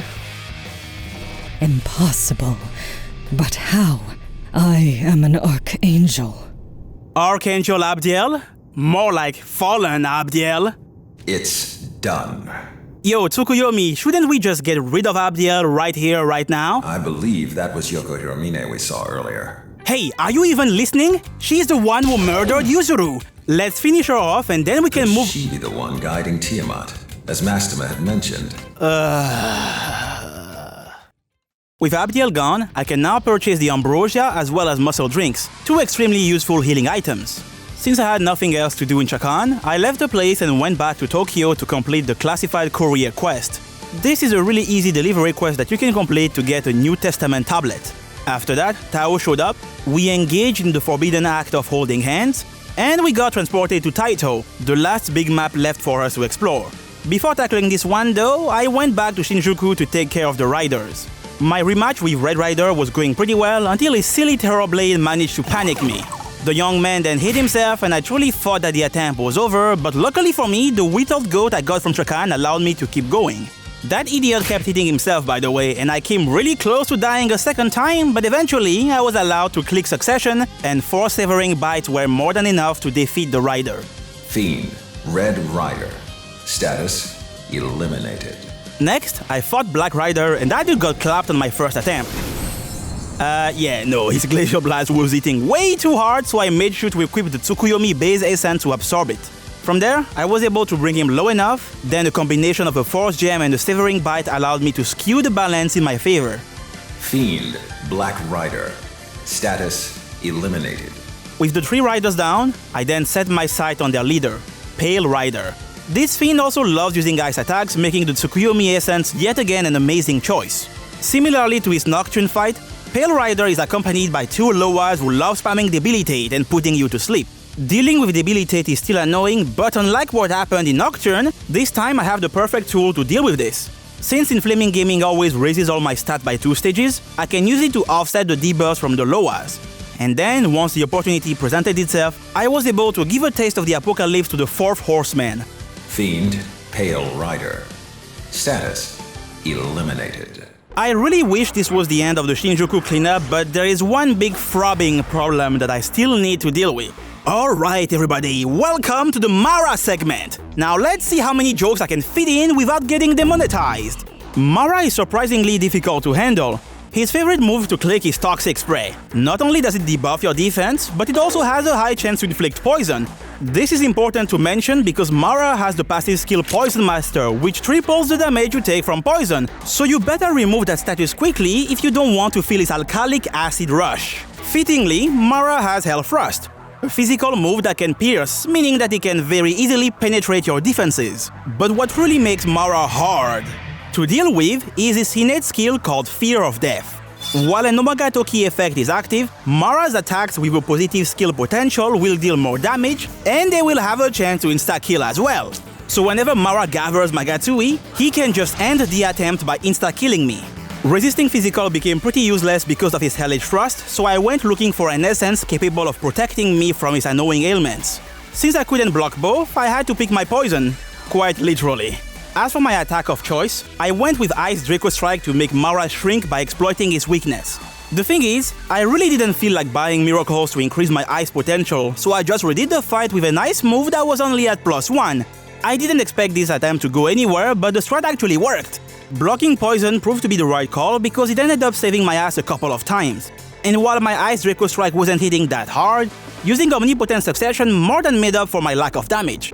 Mara's highest stat is his Vitality, and based on that information alone, it shouldn't be surprising to hear that this mean green pounding machine can take quite the beating. It lasted longer than some of my previous foes, but after coming at him with all my might, victory was finally mine. After this heated fight, I went back to Taito and I met Yakumo on the way to Asakusa.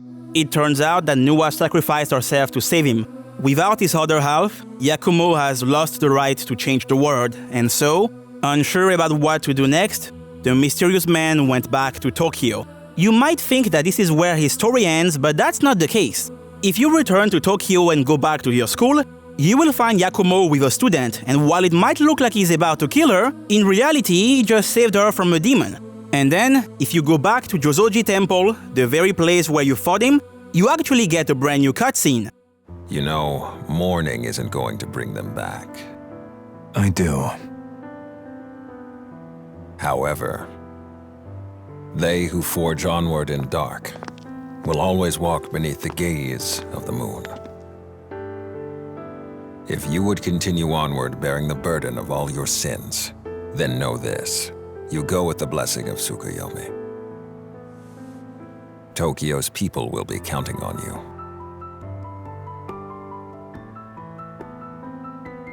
Whatever your methods or choices, you are the only ones who can truly save Tokyo.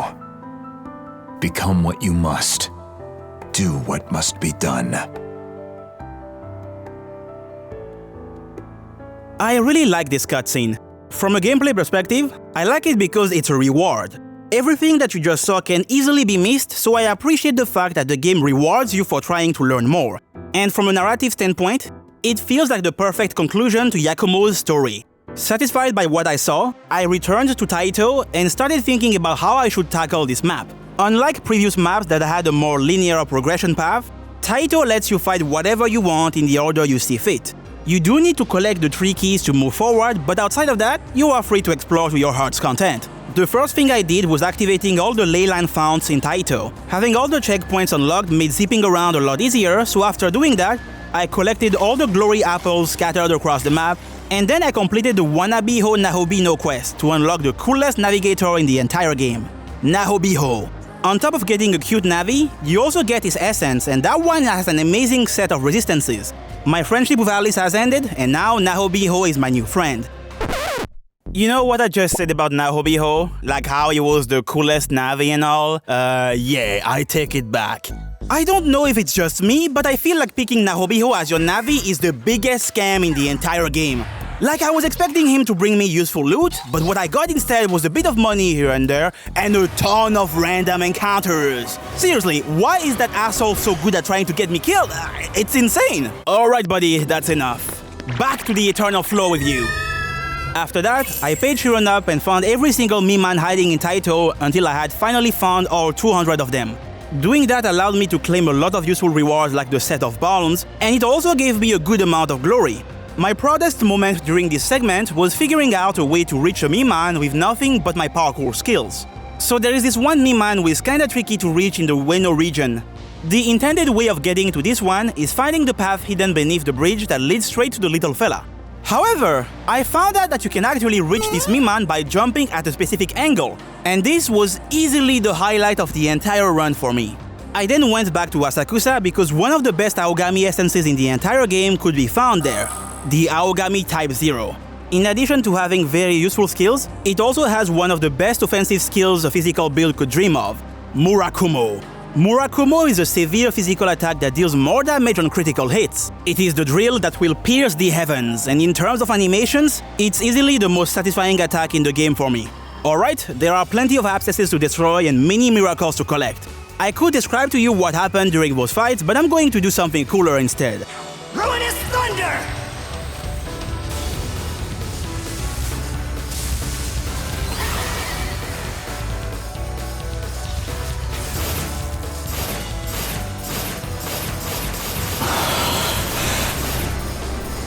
It. Wrath. Tempest.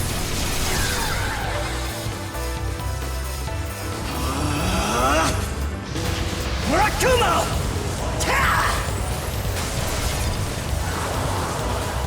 There's no dodging this.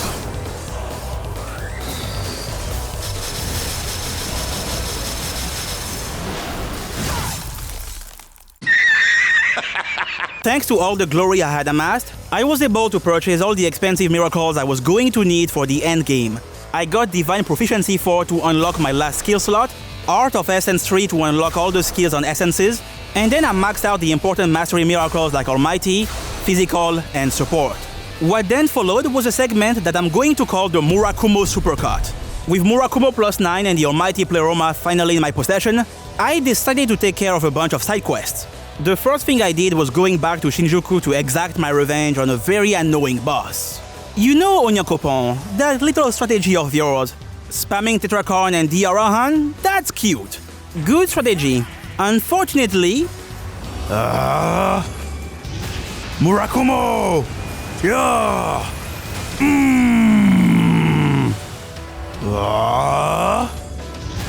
Murakumo!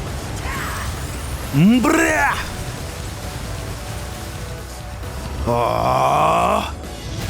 Murakumo! And one final. Murakumo! Be gone, Onyakopon!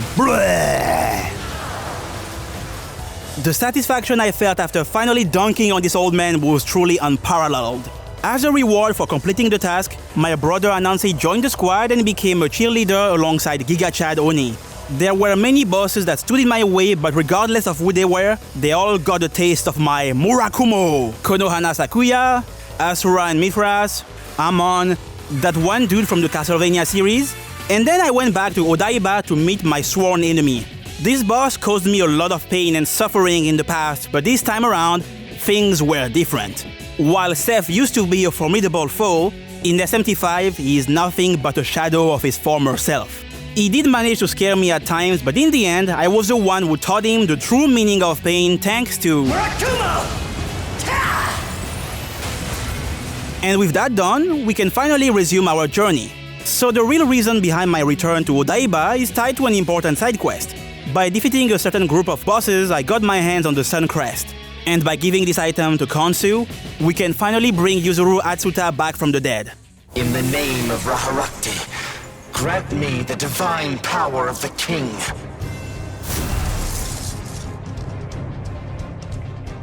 Now, the power of Ra is mine. Yet before I revive Miyasu's brother, there is one further task I must attend to. I must deliver your judgment. This is easily one of my favorite side quests in the canon of Vengeance. As for the fight, it is absolutely brutal. To be honest, taking on this level 78 boss at level 60 was probably not a good idea, but I figured that this would be a good way to test the adjustments that Vengeance made to the level scaling.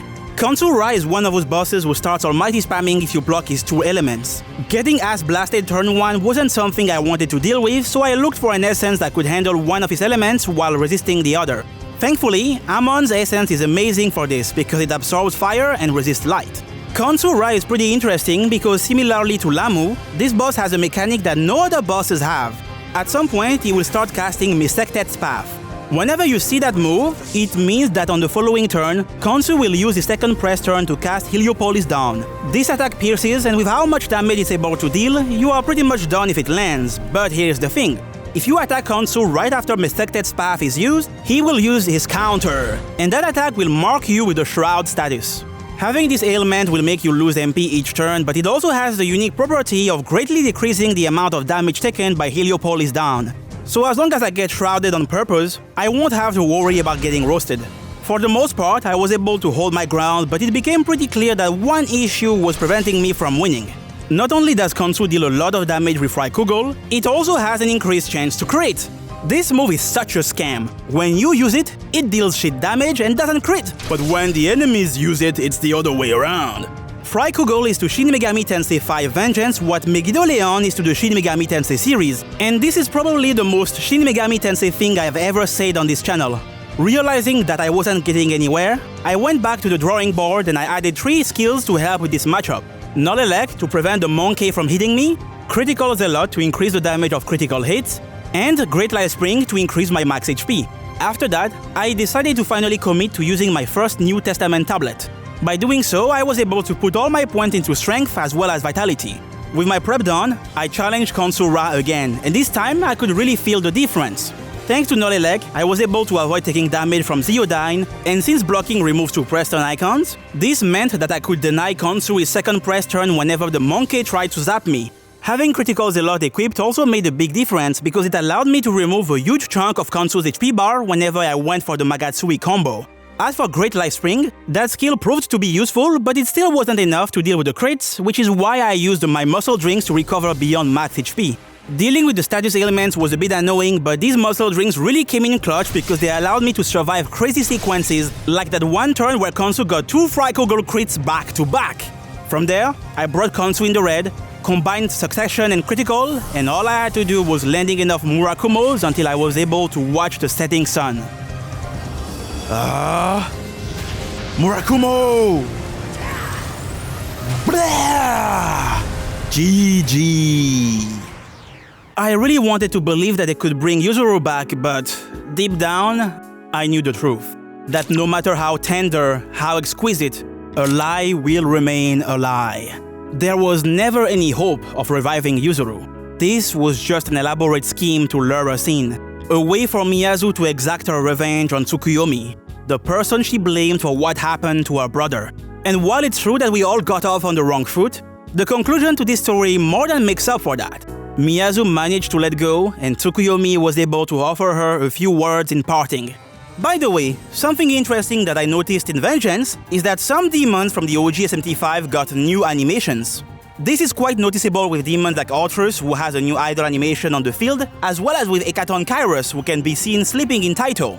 This probably isn't something that most people will care about, but personally, one of the things that I really enjoy about demons having 3D models in this game is seeing them interact with their environments. So I find details like these pretty cool. Oze in particular stands out to me the most because on top of getting a new idle animation, he also got an improved running animation. Instead of doing this weird, how would you even call this? It's like it's just shat his pants or something. Now he can sprint towards you. And not gonna lie, it's kinda scary to see a bunch of them chasing you down like that. With the situation resolved, I went back to Taito to challenge Mommy Harlot. The most annoying attack she has is Babylon Goblet. This almighty attack has a chance to inflict panic, because of course it does, but honestly, outside of that, she really is not threatening. She tried really hard to prevent me from playing the game, but in the end, she tasted the ultimate pleasure that is death. Fiend, Mother Harlot. Status, eliminated. And with the Harlot gone, there was only one thing left for me to face. Trumpeter. As for how that fight went, you know what they say, the more things change, the more they stay the same. Trumpeter stands out among his peers because unlike all the fiends we fought so far, this boss has no weakness. And funnily enough, what makes the fight difficult this time around is the very same thing that gave me a lot of trouble back then. Evil Melody. Just like in Nocturne, this move can insta-kill you, but this time, the conditions required for the move to be used have changed, because in SMT5, Trump can only use that move during the Omagatoki phase. With Enduring Soul, I can survive one Evil Melody, but if Trump ever gets to gather Magatsui again, I'm done for. Having a Whittled Goat would be amazing here because it would allow me to survive 2 Evil Melodies, but alas, I do not have any, and I haven't made enough story progress to unlock them at the shop. Technically, I could use Endure to survive a second Evil Melody, but that skill has one big flaw. It leaves you at 1 HP, meaning that Trump could easily finish me off right after using Evil Melody. I tried the skill Abyssal Mask since it reduces the odds of getting insta-killed, and to my surprise, yeah, it did nothing. I wasn't really getting anywhere at first, but then, as I was reflecting on my losses, I noticed something. I couldn't exactly tell when Trump would start gathering Magatsui, but what I did realize is that he was only able to gather Magatsui with his second press turn. So by blocking his attacks, I could deny him his second press turn, and by denying that second press turn, I could ensure that Evil Melody wouldn't be used for the majority of the fight. Another thing that I noticed was that using Inflaming Gaming was pretty much impossible because of Trump's Dekaja spam. So for the first time ever since learning this move, I had to drop Inflaming Gaming in favor of Null Eyes to cover the weakness of my essence. But even after doing all of these things, there was still one last problem that I needed to solve. You see, it takes a while to use my Magatsui combo because I need to fill my bar twice. This strategy is slow by nature, and in a DPS race like the Trumpeter fight, it was not ideal. I had to find a way to speed up the process, and that's when I remembered that I had access to the best skill for this kind of situations. Evergreen Dance, the new Nahobino skill that's capable of filling the gauge. By combining the Drain Fire of my essence as well as Null Elec and Null Ice, I was able to block 3 out of the 4 skills Trumpeter could use. And by using Evergreen Dance, I was able to fill my gauge a lot faster, which allowed me to increase my MPS. And by MPS, I mean my Murakumo per second ratio. With this rat, I was able to deal a ton of damage, but things took a turn for the worse after I removed 80% of Trumpeter's HP. Once he realized that he was about to lose, Trumpeter decided to pull out Megiddo-Leon. While it's true that Megiddo-Leon deals a lot of damage, the real issue with this attack is that it cannot be blocked. And because of this, after using his first Megiddo-Leon, Trump had finally managed to gather Magatsui. I then went for my Evergreen Dance, and Trump did get to use his Evil Melody, but thanks to my Enduring Soul, I had managed to stay alive. It was at that moment that the real race began. There was nothing I could do against Megiddo-Leon, so in a desperate attempt to wrap things up, I kept going for Evergreen Dance. With each passing turn, the battle was getting more intense, but nevertheless, I knew what needed to be done. It got really close, but thanks to my Evergreen Dance and proper usage of the guard mechanic, I managed to survive Trumpeter's attacks with my gauge full, and once the player phase came around, Trumpeter got to witness the blasphemous might of a Nahobino.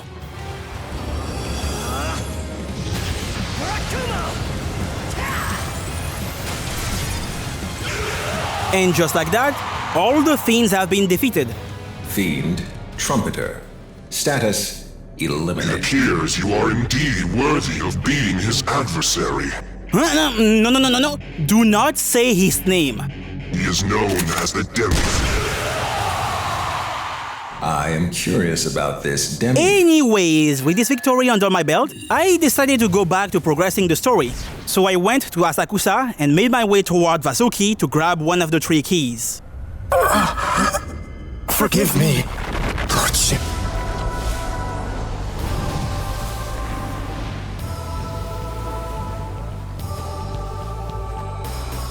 Pathetic! Is that all? Now then, Nahobino, I could simply hand over the key of austerity, but where would the sport be in that? Show me the power upon which Lord Lucifer pins his hope. As someone familiar with the original story of SMT5, this reveal was one of my favorite moments in the game. Instead of facing Vasuki, in the Canon of Vengeance you fight Beelzebub, the Lord of the Flies. One thing that really caught me off guard is the song that plays during this fight, the one you are currently listening to. This is definitely not what I expected Beelzebub's theme to sound like, but I'm not complaining because this track is an absolute banger. On paper, Beelzebub has all the tools required to be a challenging fight. He has 3 press turns, a lot of elemental spells including his signature move called Death Flies, as well as a really cool innate skill. Bion Data is his innate, and it allows debuff skills to lower stats by 2 ranks when demons of various races aren't in the active party. Since Beelzebub is alone in this fight, he gets to double the effect of his debuffs, so his debilitate is capable of dropping all your stats to -2. So if you think about it, this essentially means that racism makes Beelzebub stronger. Unfortunately for Beelzebub, at this point in the game, it's very easy to block most of what he does. The 2 null skills I learned for Trumpeter really come in clutch in this fight because they protect me from Thunder Rain and Bufu Baryon. As for Zanbaryon, Beelzebub only goes for it during his Magatsui phase, so you can easily deal with that one by using a Force Dampener at the right time. So the only things he can actually hit me with are the basic attacks and the dark spells, 2 elements that I resist thanks to Ammon's essence. I really wish they just gave this boss Impaler's Animus. This move increases the damage of the next attack and allows it to pierce as well, so simply adding this to the moveset would have made Beelzebub a lot scarier. After 12 minutes of combat, I brought him low enough, and then I gave Beelzebub a taste of my Fly Swatter. Watch this, Beelzebub. Let me do it again. Hold my Murakumo. Oh! Murakumo! Yeah! Brrrah! 1 boss down, 2 more to go. With the key of austerity in my possession, I went straight to Komagata to fight the Allfather Odin.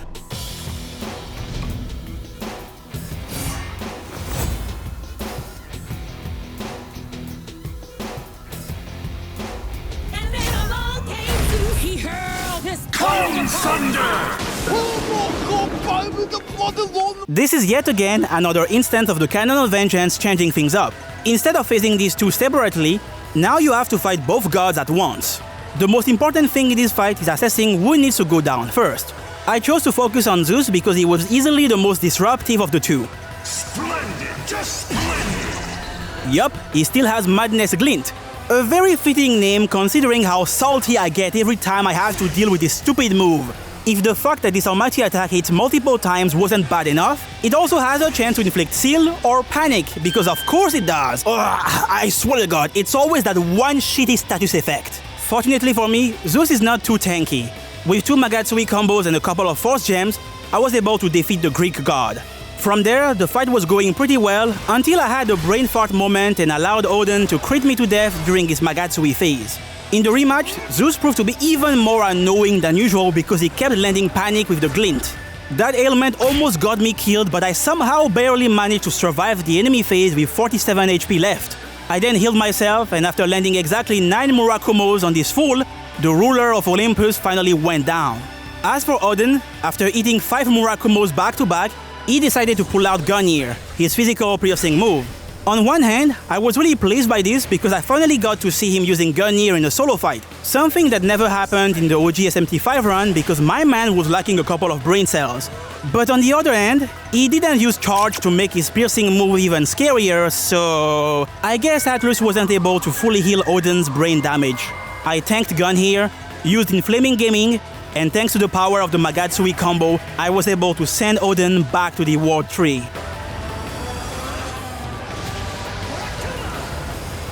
Be gone! Brah! Winning this fight is very convenient because it rewarded me with the last 2 keys I was missing.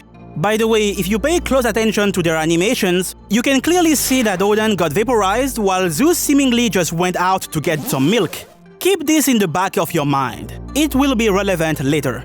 After evicting Zeus from the property, I told Saturnus what transpired and he was quite pleased. I was pretty happy with the free EXP I got from completing his request, but then things took a weird turn when he started asking me to become his son and call him daddy? What? You sick freak? Anyways, with the 3 keys in my possession, I was able to cross the bridge leading to the Honjo area and I also got my hands on the last Aogami essence in the game, Aogami Type D. This essence contains another new exclusive skill for the Nahobino called Heavenly Ikuyumi. It's a medium to severe or mighty attack whose damage increases based on the number of debuffs on the target. Ikuyumi is definitely great, but you won't see me using it, and that's because debuffing is simply not as efficient as buffing in a solo run. That being said, Type D is still useful to have because it gives me a reliable way to get resist physical. Before moving forward, I took care of a bunch of side quests. I completed Demeter's request by defeating her 2 targets, saved Amano Zako from her pursuers, and then I met Fion at the top of a mountain to discuss I also got rid of Garuda, and I did that to complete a quest given to me by a very special demon. Think of this contribution you've made to the Nordic branch with pride. Let us meet again someday in Valhalla. To victory for Lord Odin. Ah, right, about that. I also accepted the Holy Ring quest from Melchizedek for a more personal reason. You see, in order to power up the ring, Melchi needed me to revive and defeat 3 archangels. He also told me that before serving the Creator, those archangels used to serve Baal. After listening to him, I placed the ring inside a box-shaped hole at Asakusa, and in doing so, I was able to summon the 3 seraphim, Uriel, Raphael, and Gabriel.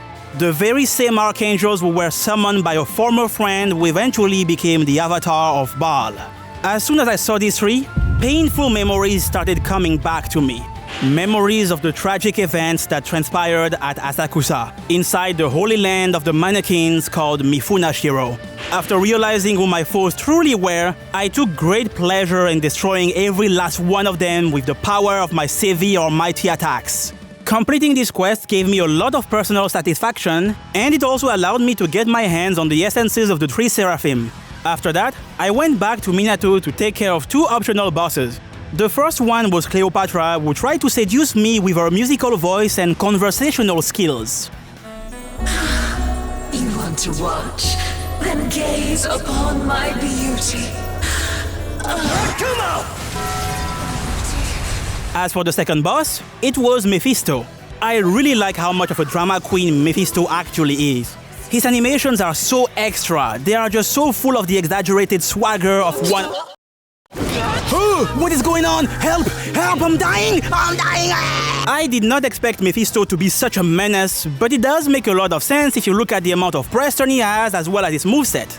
He can easily deal a lot of damage, but that's not all because he regularly goes for Luster Candy. But what truly makes this boss scary is that he can also use Impaler's Animus to completely disregard your resistances. It became pretty clear that I wasn't well equipped for that fight, so I went back to Shinagawa to trade some bitcoins for pearl charms, then I returned to the fruity Mephisto. One thing that makes this fight less stressful is that Mephisto loves using Agibarion. Keeping my Amon essence is truly paying dividends in this fight, because absorbing those fire attacks creates openings that can be used for casting Evergreen Dance as well as going for the Magatsui combo. But as soon as Mephisto got really low, the fight started spiraling out of control. With his non-stop usage of Luster Candy and Impaler's Animus, surviving the enemy phase became harder with each passing turn. After realizing that Mephisto was at +2 in every stat, I prioritized removing those buffs over healing myself. This was a really risky move, but it ended up being my saving grace, because on the following turn, Mephisto went for Impaler's Animus, and on the turn after, he unleashed the full power of his Valpurgis Knight twice in a row, leaving me with only 3 HP. I was truly in a bad shape, but so was Mephisto. We were both standing on our last legs. At that moment, I knew that whatever happened on the next turn would decide the fate of the entire battle. I took a muscle drink, survived powerful attacks, and then, as the hilariously witty YouTuber Seer once said, Mephisto got Mephisted.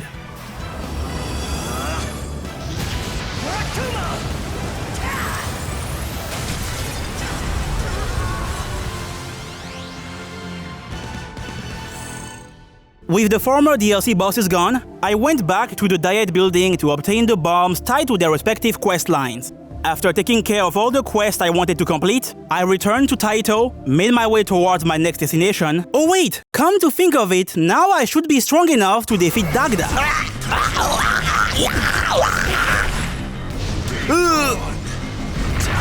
Ow!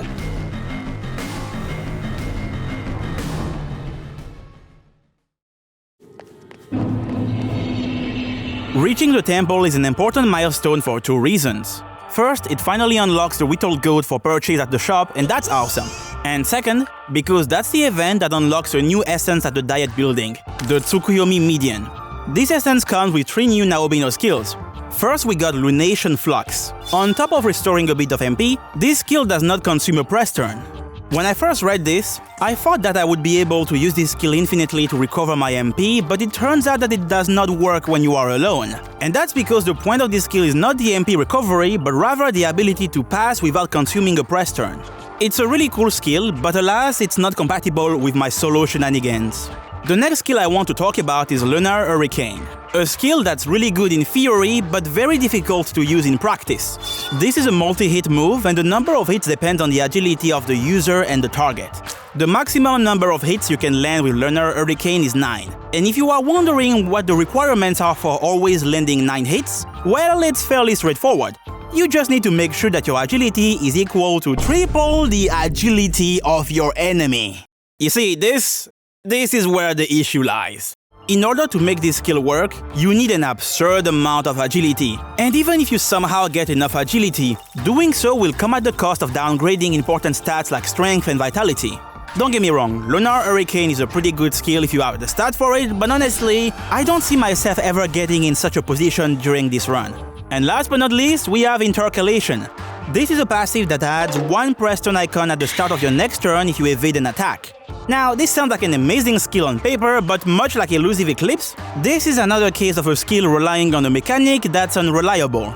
If there was a way to guarantee a dodge, this skill would be fantastic, but as it stands, Intercalation is just not worth using. Alright, it's time to talk about the last dungeon. Deep down, I was hoping that they would make this dungeon more interesting, but sadly, that didn't happen. So yeah, this dungeon still sucks. The main thing I dislike about the temple is related to its gimmick. There are special doors that will halt the passing of time if you go through them.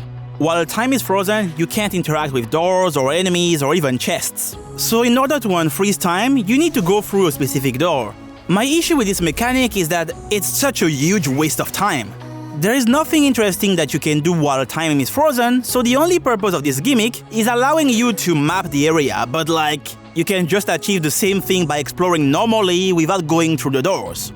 Passing through the first door on floor 1 is mandatory, but after that one, you can completely avoid the other doors. Doing that does mean that you will have to deal with the enemies blocking the way, but that's not an issue because you can buy smoke balls to quickly get out of random encounters. So instead of engaging with the doors, I did my absolute best to avoid them. Now, I don't know about you, but if the gimmick of a dungeon can be avoided by normal means, then I question the point of having that gimmick in the first place. To avoid wasting time in this dungeon, I had to learn how to dodge all the various enemies that the game could throw my way. And I must admit, that was quite enjoyable. Out of all the demons I encountered, Black Noir was the toughest to avoid because of his shadow clone jutsu. It's a tricky one, but if you wait long enough, the clones will disappear and then you can run past the real one. Once I figured that out, I never got caught by an Ongyoki ever again! It took longer than expected, but eventually I completed the dungeon and then I met Noble Voice. Metatron is back in all his glory, and in typical Metatron fashion, this boss has no weakness. Noble Voice is fairly inoffensive at the start, so to thank him for his cooperation, I decided to give him a gift. Murakumo! And from there, I just had to repeat the process until...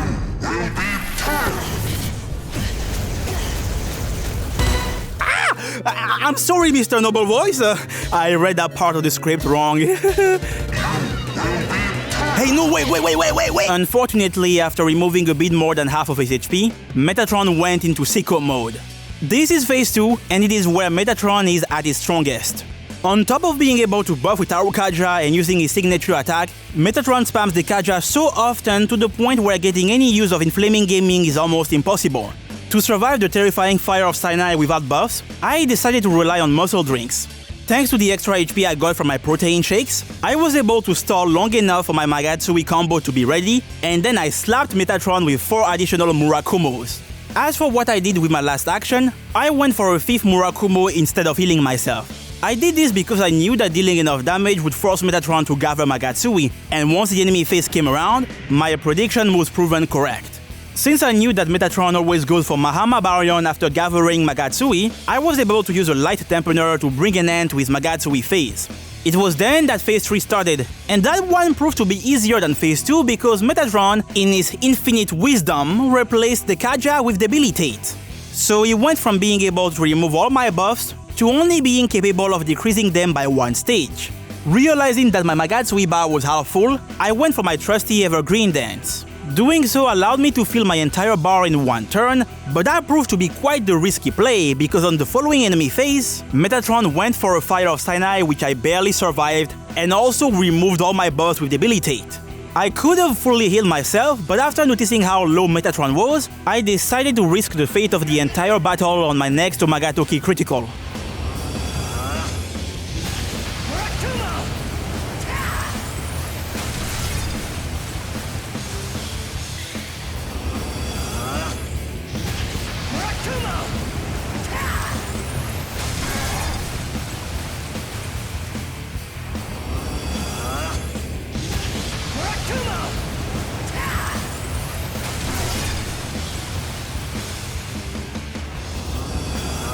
Where is your god? Where is your god now? I was really looking forward to this fight because winning it rewards you with Metatron's essence. A lovely essence which comes with a fantastic skill called High Almighty Pleroma. When the time is right, I will be able to combine this with an Almighty Pleroma to deal even more damage. Hey, look who showed up! You, dude? This guy is such an asshole, but man, I cannot bring myself to hate him. This smile, this stupid smirk, it's so good. Justice means nothing without power. And now that I'm the one with the power, time to dole some out! In this timeline, these two refused to fuse to provide us a new gameplay experience. Also, Abdiel changed the government name from Herald Abdiel to Fallen Abdiel. How fitting! In this fight, Abdiel alternates between physical attacks and a unique dark move called Fallen Destroyer, which has a top-tier animation. As for Dazai, he mostly tries to incinerate you, and that's very convenient because I still have my Amon Essence equipped. Dazai also loves going for Makarakan to prevent you from hitting Abdiel's weakness. It's a good strategy. Unfortunately, I thought I had seen everything these two could do, but I was dead wrong. After taking enough damage, each of them started using piercing moves. On its own, this wouldn't be too bad if it wasn't for that one thing that Dazai also loves doing. Yup, he can inflict panic, because of course he can. This is the 19th time that the word panic has been used in my script. Oh, and he also has Slumber Vortex, an attack which can either inflict sleep or mirage. Honestly, if you looked solely at my gameplay, you wouldn't even know about the mirage part because it just kept putting me to sleep. And sometimes the timing of that sleep was very unfortunate. Wow, of course you put me to sleep before that. Oh man. Getting sick of the ailment spam, I went back to the Cathedral of Shadows to search for a cure. The two null skills I had gotten for the Trumpeter fight had long overstayed their welcome, so I replaced them with Great Life Spring as well as Abyssal Mask. And just like in 2020, wearing that mask proved to be the right call because it made me more resistant to whatever disease Ichiro Dazai would send my way. Without the cheese, this fight became fairly simple. I got rid of Abdiel, and after she had fallen, I made sure to also reject my friend.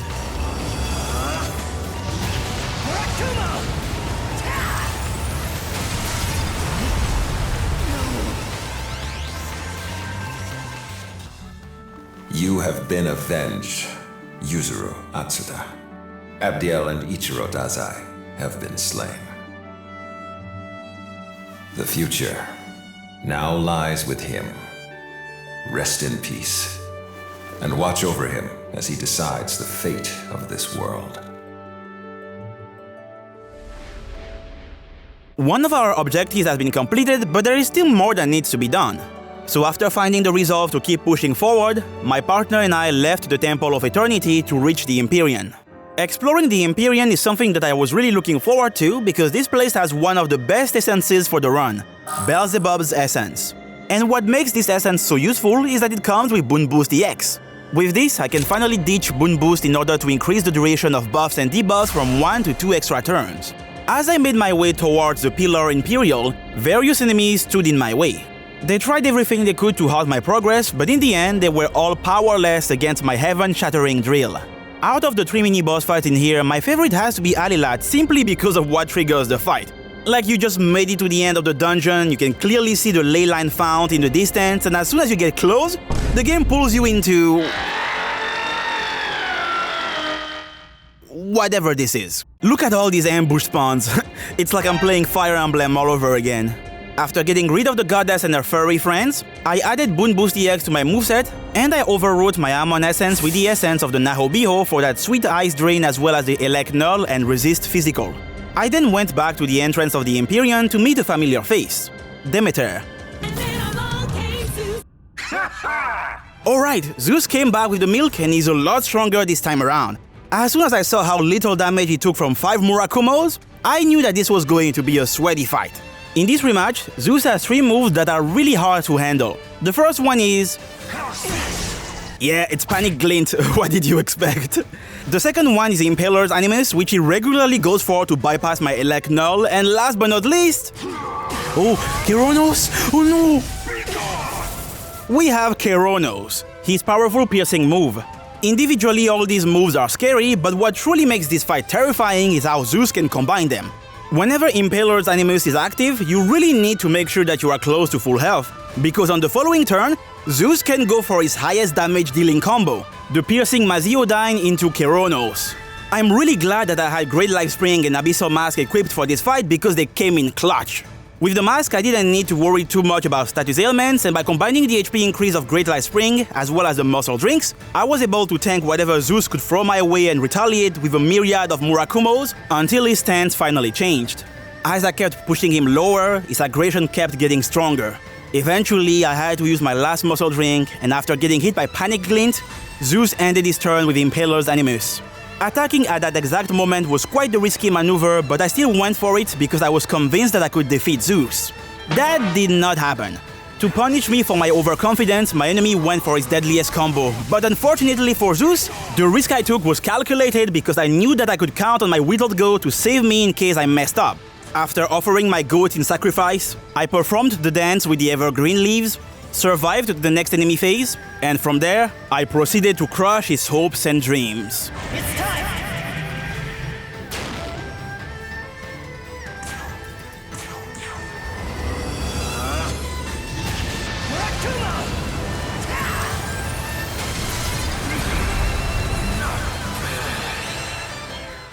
And with that done, there is nothing left for me to do in this place except moving forward, but before doing that, there is something incredible that I need to show you. By reaching the Empyrean, I met the requirements to unlock the final Tsukuyomi essence at the Diet Building. The Tsukuyomi Ultimus. And Ultimus is truly a fitting name for this essence because it comes with two amazing skills. First, we have Paraselene Blur. This is a multi-hit strength-based light attack which is very powerful, but comes with a restriction. This move is only usable after evading an attack the previous turn. On its own, this skill would be pretty bad if it wasn't for the fact that it synergizes with the second skill on the Ultimus essence. Ladies, gentlemen, and demons, it's time to reveal one of the best skills I have ever seen in a Mega 10 game. Luminescent Mirage. Luminescent gaming lasts for one turn, and it guarantees evasion from one attack. So now I can use this move to dodge an attack, and then on the following turn, I can go for Paraselene Blur. But that's not all. If you have been paying attention this entire time, then you are probably thinking what I'm thinking. Oh yeah, it's all coming together. Guaranteeing a dodge means that I can make use of Elusive Eclipse. This also means that I can finally use Intercalation. So now, whenever I dodge, I am guaranteed to get the press turn icon on my next turn. One thing that's worth noting is that the press turn you get from Intercalation is a blinking press turn, not a full one. This means that I'm only getting one action from that blinking press turn, but that's more than enough because increasing the number of things I can do during the player phase is a fantastic ability. And thus, a new strategy was born.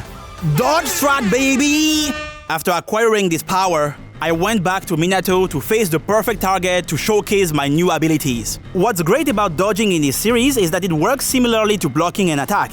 If I dodge, the enemy is guaranteed to lose 2 press turns. So while Dagda does have 3 press turn icons, in reality, because of the dodge strat, he only has 1 press turn that he can use to threaten me. Thanks to this strat, I was able to buff safely at the start of the fight.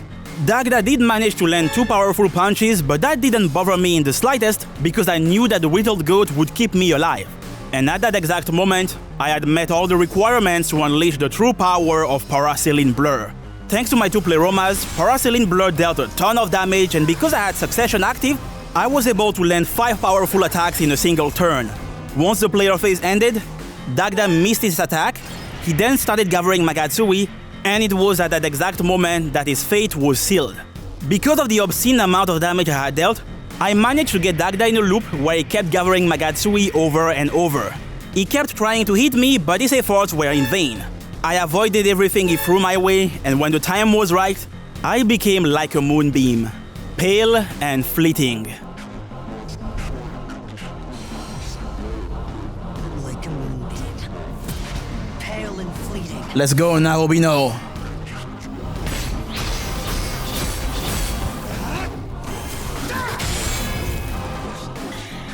And now it's over. Like a moonbeam.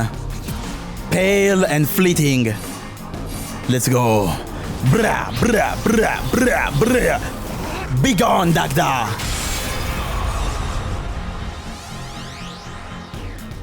With Dagda defeated, I went to the Diet Building to grab my 7 strength bombs, and then I returned to Taito to tackle the last abscess left in that area.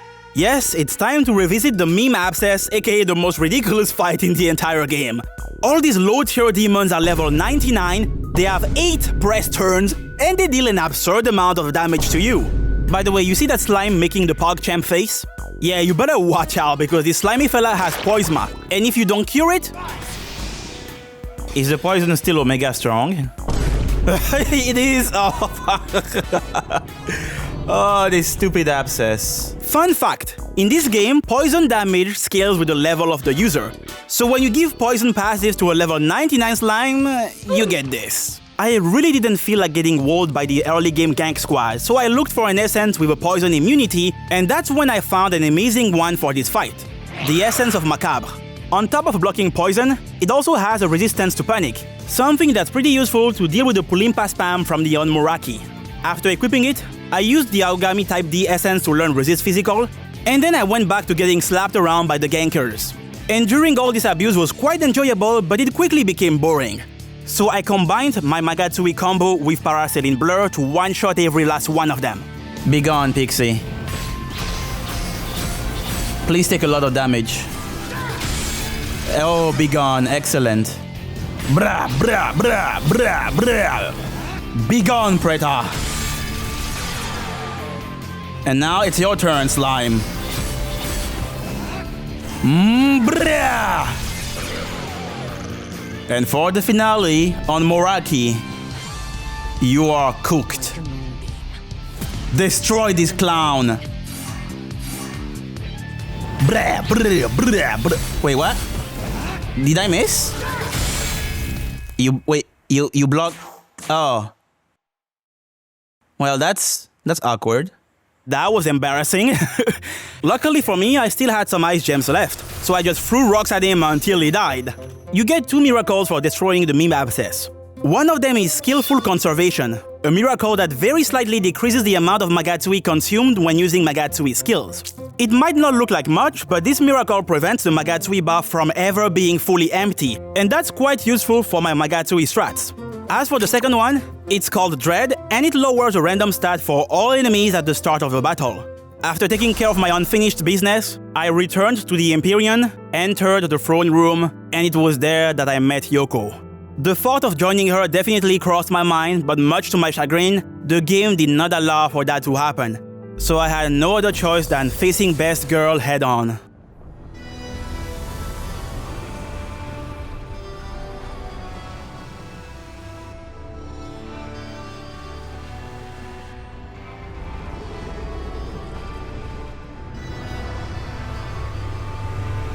Oh, Tiamat.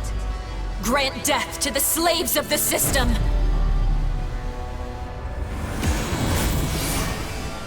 At last, the fateful confrontation with Tiamat is upon us. In this fight, there are 4 entities that you need to deal with.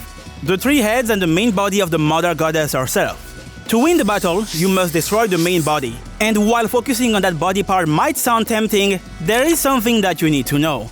Tiamat resists everything except Almighty, and eventually, after taking enough damage, she will start spamming Mediarama every single turn. Additionally, she also has an interesting gimmick. Every time you fully deplete the HP bar of one of the heads, said head will drain the life of the main body to revive itself. So realistically, there are 2 ways to approach this fight. I can either ignore the gimmick, or engage with it. Ignoring the gimmick means using almighty attacks on the main body, and while I could certainly do that, it is not ideal. For this strat to work, I need to wait for my Magatsui combo to be ready in order to unleash multiple crit-boosted Murakumos. And with how often Tiamat uses Mediarama, out-damaging her healing would become too obnoxious. So instead of doing that, I decided to engage with the gimmick. By defeating one of the heads over and over, I can force Tiamat to deplete her own HP bar. And since doing that makes her lose more HP than she can recover, it makes winning the DPS race easier that way. After coming to that conclusion, I started looking at each of the heads to see which one would be the easiest to one-shot. Conveniently, it turns out that the dragon head is weak to light, and I could not have asked for a better weakness. So, with all the pieces of the puzzle finally in place, it's time to show you what I did. In the beginning, Tiamat always goes for Bufubarion. To abuse this, I made sure to equip a Tsukuyomi essence. Thanks to that, I was able to drain the ice attacks, and this ensured that I could set up without worrying about taking damage. So I used Omnipotent Succession, buffed with Inflaming Gaming, and then, when my Magatsui bar was close to full, I finally went for Luminescent Gaming. Dodging the ice attack meant that I had to get hit by her other moves, which was rough, but thanks to my resistances, I was able to survive that turn. And as soon as the player phase began, I was able to put my plan in motion. Without hesitation, I used Omnipotent Succession and Paraselene Blur to obliterate the dragon head. With the power of the Pleromas as well as my buffs, Paraselene Blur was consistently one-shotting the dragon head, thus forcing the Mother Goddess to drain her own HP every turn to revive it. From time to time, Tiamat gathered Magatsui and tried to use her Annihilation Ray to wipe me from the face of the earth, but unfortunately for the goddess, even that powerful attack was obsolete against my dodge strat.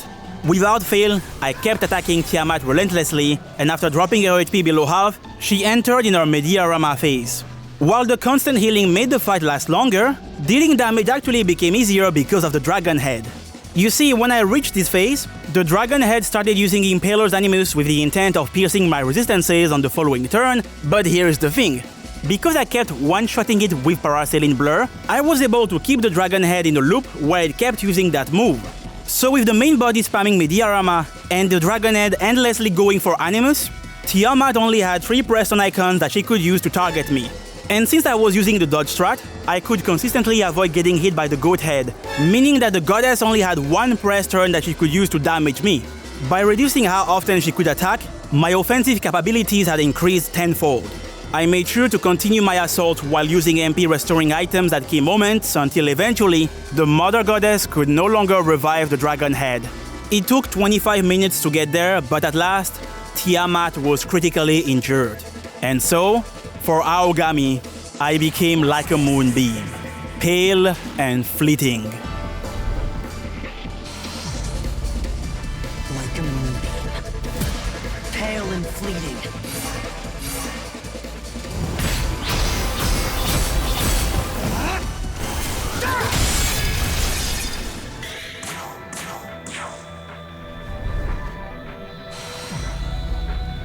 Like a moonbeam, pale and fleeting.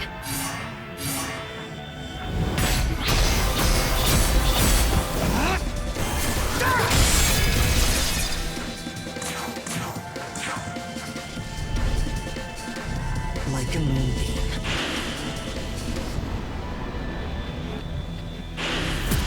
pale and fleeting.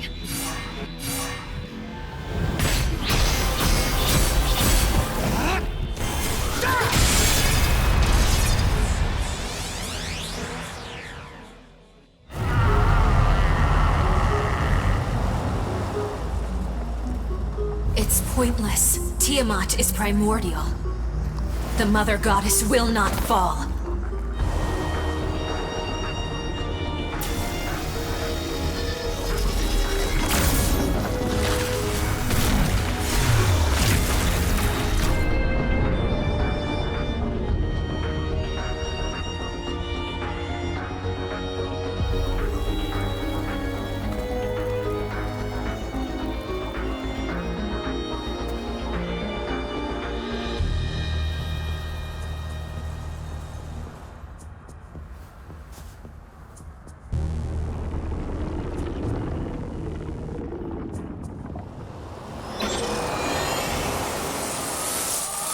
Target confirmed.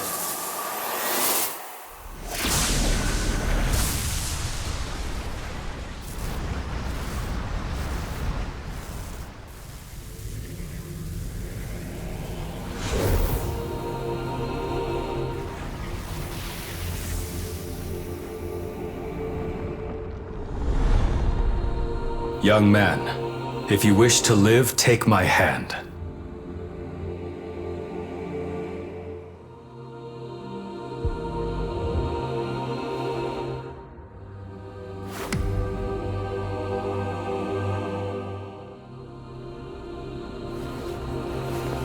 My being became Magatsuhi.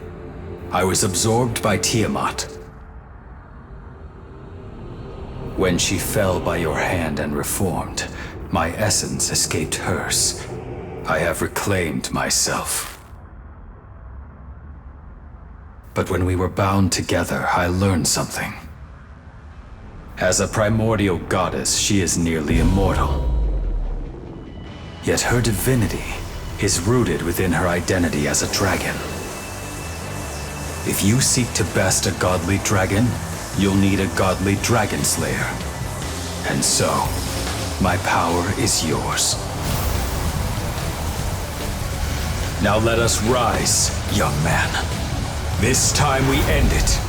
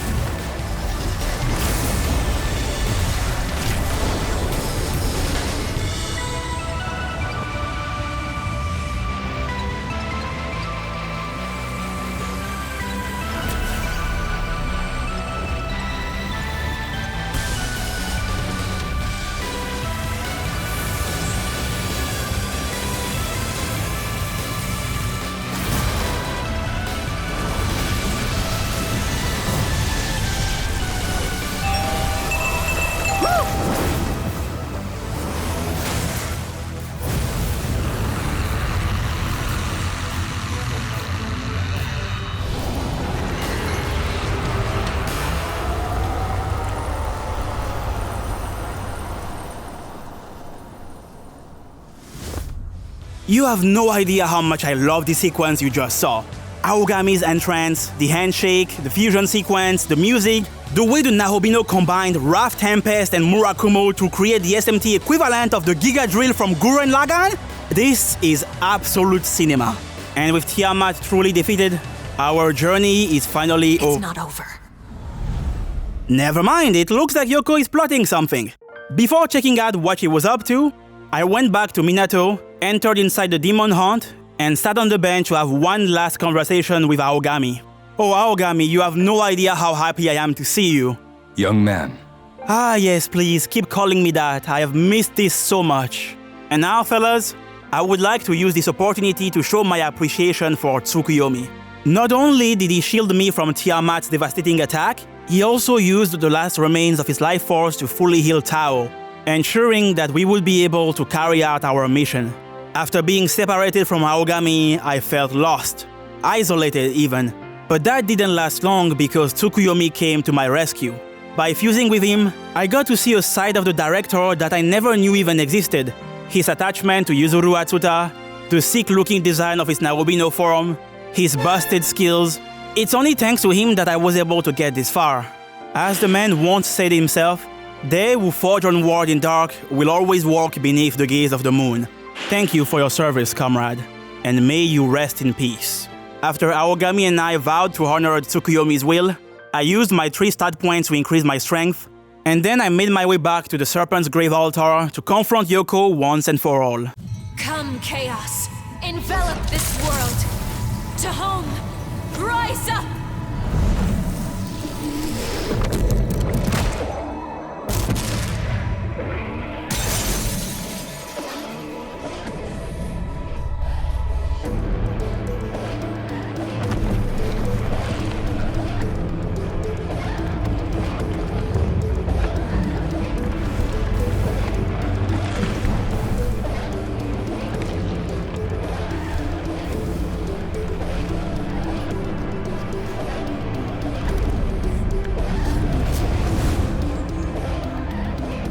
And so, the time has come to defeat our new enemy. This is Tehom, the embodiment of chaos itself. On top of having an amazing design, this boss has an interesting mechanic. If you use a spyglass, you will notice that Tehom is weak to everything except physical and almighty. The innate skill of this boss is called Word Ingurgitation, and what it does is that at the start of the enemy phase, this skill changes weaknesses struck on the previous turn into Drain. Tehom is a really tanky boss, boasting one of the highest HP stats in the entire game, but to balance things out, it takes increased damage from the elements it is weak to. Now, the thing about this innate skill is that because of how it works, eventually Tehom will be able to cover all its weaknesses. This might look concerning, but it's not that bad because after covering all 6 of its weaknesses, Tehom will gather Magatsui and then unleash a severe almighty attack called Inception of Chaos. What's interesting about this attack is that every time it's used, the resistances of this boss will go back to normal, thus turning the drains into weaknesses again. So the idea behind this fight is that you need to exploit all the weaknesses of this boss to make it perform the attack that will revert the affinity resistances back to normal. In the beginning, Tehom gave me a lot of trouble because of its unique move called Abyssal Beckoning. In addition to draining HP and MP, this attack also has a chance to inflict sleep. I was really struggling against this move, but after 6 minutes of getting cheesed, I noticed something. When you hit a weakness with an element, Tehom will use that exact element on the following turn to deal damage to you. So by continuously engaging with the gimmick of the fight, I can prevent the stupid Abyssal Beckoning move from being selected. As soon as I realized this, I adjusted my strategy. Instead of wasting my precious skill slots to learn elemental attacks, I used my elemental gems to strike the 5 weaknesses I couldn't hit normally, and then, after making sure that my Magatsui bar was full, I activated Omnipotent Succession to unleash the full power of Paraseline Blur. As for Inception of Chaos, all I had to do to deal with this move was using the dodge strat at the right time to avoid getting hit. By following this strategy, I was able to cut through Tehom's insane HP pool like a knife through butter. And after 23 minutes of combat, I became like a moonbeam, pale and fleeting to achieve what the Creator God once did in times immemorial. In the beginning, the earth was formless and empty. Darkness was over the surface of the deep, and the Spirit of God was hovering over the waters. And God said, "Let there be light." And there was light. God saw that light was good and separated the light from the darkness.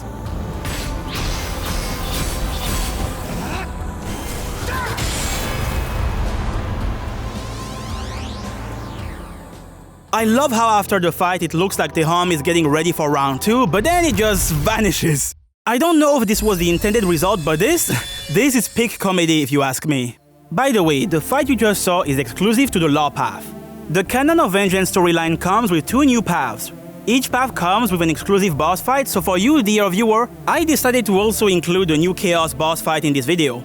But what I didn't anticipate was the amount of work required to record that fight because of the alignment changes. You see, in the canon of creation, the only thing that matters for your alignment is the choice you make at the very end of the Temple of Eternity. So in that route, you can freely choose an ending. I thought that the same was also true for the canon of Vengeance, but I was mistaken. The alignment system in the storyline is more akin to the previous SMT games, meaning that choices you make throughout the story do impact the ending you will get. And depending on what you pick, it's possible to lock yourself out of an ending. So unbeknownst to me, I had locked myself into the Law Path. This meant that to record one single fight, I would need to reload an older save, make different choices while replaying through the game, and hoping that doing that would be enough to get the Chaos ending. As a self-proclaimed masochist, it's pretty clear that I hate myself, but I do not hate myself that much. So I tried to look for an easier way to include this fight in the video. Fortunately for me, I had the foresight to make backup saves for my first playthrough of Vengeance, and I'm glad I did, because in that one, I remained neutral. And what's great about being neutral is that it lets you pick which side you want to join. So I loaded my first playthrough save, took Yoko's hand, and then something interesting happened. How disappointing indeed. The Archangel. Mastema. How dare you stand in my way! Looks like the most trustworthy angel is back, but I have a feeling that he and I aren't on good terms anymore.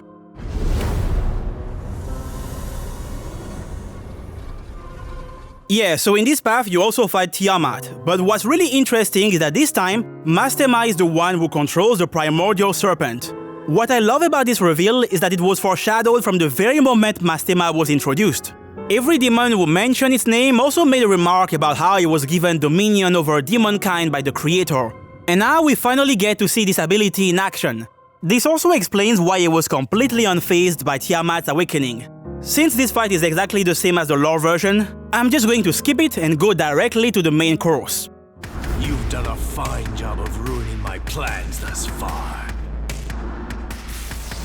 But I will not accept defeat. If I must, I shall strike you down myself! Mastema is easily one of my favorite characters in the entire SMT universe, and I have a feeling that Atlus also liked this guy because they gave him not 1, not 2, but 3 unique skills, and each of them also has a unique animation. These attacks look immaculate, and the voice lines tied to them live inside my head rent-free.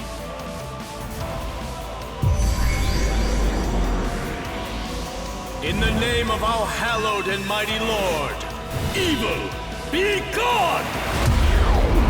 Oh Lord in heaven, hear my prayers and answer! I don't know what's going on with these facial expressions, but they look absolutely hilarious, and I'm here for it.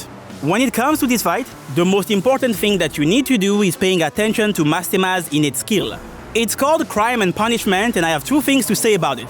First, this innate skill shares its name with the novel of the Russian author Fyodor Dostoevsky. That book is a great psychological thriller that I would recommend you to read if you haven't done so yet. And second, this name is very fitting because if you commit the crime of engaging with Mastema's gimmick, you will face punishment. The way the innate works is that it grants Mastema a blinking press on icon on its next turn for every instance where you exploited its weakness or landed a critical hit. Using Fire Draco Strike proved to be very painful, but it did allow me to bring Mastema pretty low. However, as soon as the player phase ended, he decided to hit me with his trademark good strategy. Unfortunately... Oh Lord in heaven, hear my prayers and answer! Oh Lord in heaven, hear my prayers and answer! As the saying goes, the more things change, the more they stay the same. So after 2 tries, it became pretty clear that exploiting Mastema's weakness was not the way to go. So instead of doing that, I decided to simply not engage with the gimmick at all. If I don't crit or hit a weakness, Mastema can only have 2 prayer stone icons. This makes Luminescent Gaming extremely effective at shutting him down because I can force the enemy phase to end as soon as I dodge 1 attack. And by equipping Elusive Eclipse, I can consistently deal damage to him after every dodge thanks to my counter. Now, while this strat is effective, only being able to deal damage with Elusive Eclipse would make the fight last too long, so I tried to look for a skill that I could use to deal decent damage without critting or exploiting a weakness. I wasn't sure about which skill to use at first, but then I had an epiphany while listening to the music track that plays during this boss fight. Battle M's Revelation. You might think that the M in this sentence is referring to Mastema, which is a fair assessment to make. However, I would argue that the M stands for Murakumo! Yeah! Bleh! Indeed, by combining Murakumo and Omnipotent Succession, I was able to smack Mastema in the face without triggering his innate skill. And after 15 minutes of denying Mastema the pleasure of using his gimmick, I was able to punish the most trustworthy angel for his crime.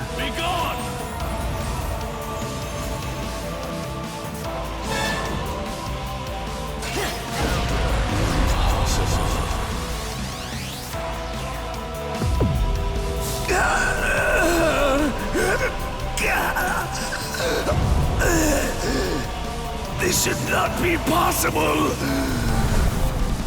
Damn you to hell, Nahobino! After winning this fight, I went back to Asakusa with a specific purpose in mind. If you are familiar with the OG SMTV, then you probably know that there is a portal in Asakusa that leads to a special boss. Well, my friends, it looks like the time has come to challenge that enemy. What? Yeah, so the level requirement to enter inside this portal is 80. At my current level, I'm not strong enough to do that, but by using all the gospels I had amassed during my journey, I was able to go from a level 78 crook to a level 90 mafia boss. And this granted me the right to reach my next target.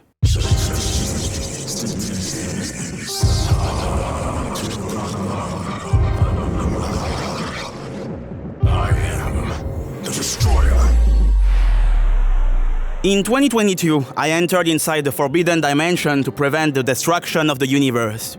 And 2 years later, I was once again in the exact same position, ready to face the Hindu god of destruction, Shiva. There are so many things that I could say about this boss. From the fantastic music track composed by Ryota Kozuka, to the mesmerizing animation of the deadly Tandava, to the difficulty, everything surrounding this boss fight contributed to making Shiva one of the most memorable aspects of the original SMTV. It's also a fight that I vividly remember because of how much trouble it gave me. So going into this again, I knew that I needed to prepare accordingly. My best bet to deal damage to Shiva is using a nice move, since that allows me to target his weakness, but that alone is not enough. Throughout the fight, Shiva will regularly summon a bunch of demons, including that dreaded snake Ananta who is capable of healing the entire squad. With how obnoxious his demon helpers are, I needed to find a way to handle the goons as well as the big bad boss. At the time, I was discussing with my good friend Jaffinator, and after bringing up that I had to fight Shiva, he proposed the strategy in 3 steps. Step 1, using a New Testament tablet to go from a physical to a magical build. Step 2, learning Moonlight Frost and using it with my first action. And Step 3, using my second action to cast Luminescent Gaming. This sounded like a good idea, so I used my second tablet to dump all my points into magic, tweaked my build to enhance the power of Moonlight Frost, and then I triggered the fight and wow, Jaffe was spot on because the Dodge Frost strategy completely destroys Shiva. It's insane. You see, what makes the Dodge strat really interesting in this fight is that it allows us to exploit how the turn order works. So Shiva gets 2 press turns while his allies only get 1 each. As for the turn order, here is how it works. Shiva gets his first action, the demons get their actions, and then Shiva gets his second action after all his goons have acted. Since Shiva is always the first one to attack, using Luminescent Gaming allows me to consistently avoid getting hit by him, but that's not all. Dodging his first action takes away 2 press turn icons. After losing 2 press turns, the goons are going to act. And because the entire squad lost 1 additional press turn, they do not have enough press turns left to allow Shiva to use his second action. So on top of preventing Shiva from hitting me with the first action, Luminescent Gaming also takes away his second action, thus ensuring that he will never be able to hit me. And while that's amazing, what truly catapults this strategy to new heights is combining it with Moonlight Frost. Some of Shiva's minions either resist or completely null ice. Normally this would make using an AoE ice attack really annoying, but luckily for me this move exists. Because Moonlight Frost is an ice attack, I can consistently use it to hit Shiva's weakness, and because it pierces, it can also hit Shiva's cronies without having to worry about their resistances. With the power of the Dodge Frost, I was able to prevent Shiva from playing the game while simultaneously deleting all these demons every time they were brought back during the fight.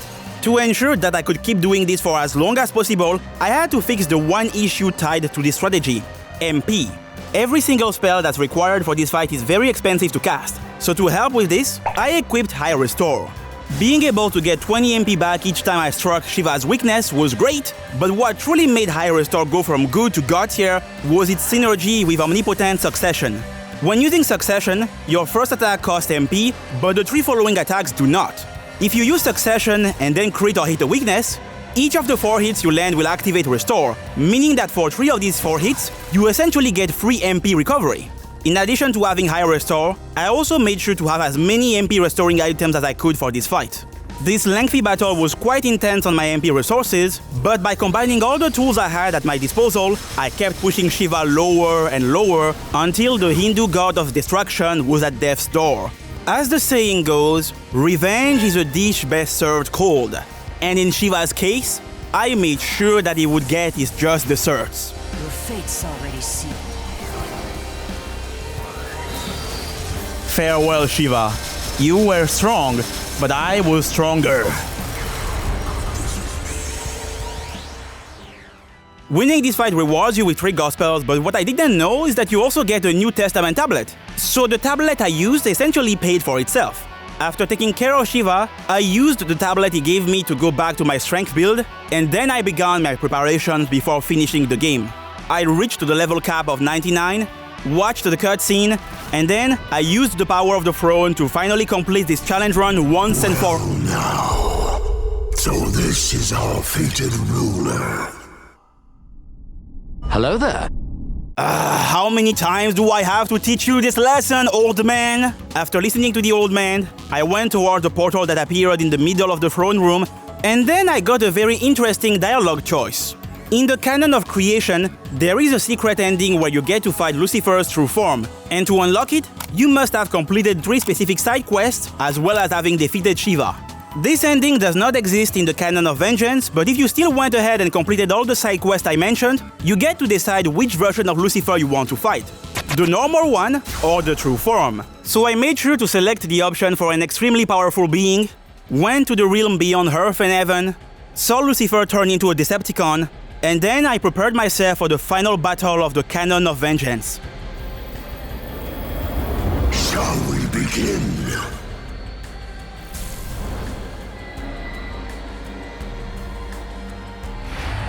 In Phase 1, Lucifer has no weakness, and just like in the OG SMTV, his strategy still revolves around summoning stars and then one-shotting you with them. That being said, he does have a new toy in the form of his innate skill called Star Fragment. Star Fragment allows Lucy to get an extra press turn if he doesn't receive damage during a turn.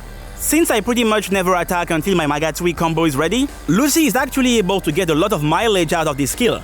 With how much damage Lucy is able to deal, tanking the star is not a good idea, but that's okay because I don't need to. Whenever a star is on the field, Lucy gains a weakness. This means that I can use a gem to hit Lucy and deny him his extra press turn, and then I can click Luminescent Gaming to dodge the star. And once my Magatsui combo is ready, I'm able to hit him with some really meaty Murakumos.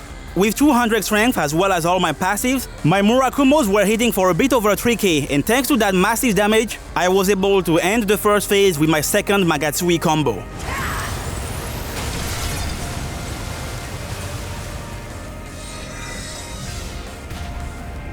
This is Phase 2, and it is easily my favorite part of the fight, not because of the gameplay, but because of what it is referencing. As a Shin Megami Tensei Nocturne enjoyer, I find it really interesting that Lucifer decided to mimic the legendary In addition to having a new idol animation that's very similar to the stance of the King of Chaos, a lot of Lucy's attacks are actually skills that the mastered during his journey within the Vortex world. Lucy has a lot of things he can do during this phase, but by far, the most obnoxious attack he can use is Wild Dance because this move can inflict an ailment. Do you wanna guess which status ailment it is? Ding ding ding ding! Yes, it's panic, because of course it is! I wanna commit Persona 3 so badly right now. Every time he kept giving me panic, I really thought that I was going to die, but somehow I always managed to survive because of Lucy's incompetence. I feel like this transformation makes him lose some brain cells because outside of the occasional Frykugel jump scare here and there, he just kept going for very ineffective strategies, like giving himself 4 Preston icons with Contempt of God, but then spamming nothing but basic attacks? Huh? Yeah, I don't know what was going on, but I used the opportunities Lucy gave me to land a Magatsui combo, and then a couple of turns later, my second combo got me out of phase 2.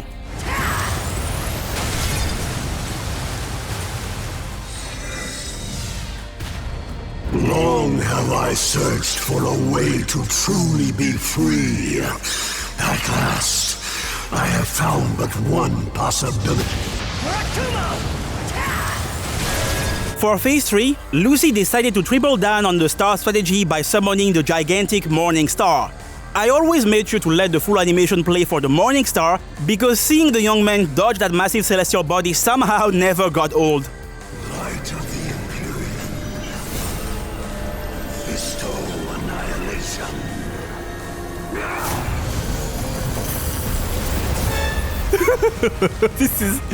This is the funniest thing ever. With the power of dodging and anime by my side, I was able to slowly but surely deplete Lucifer's life force until there was finally nothing left.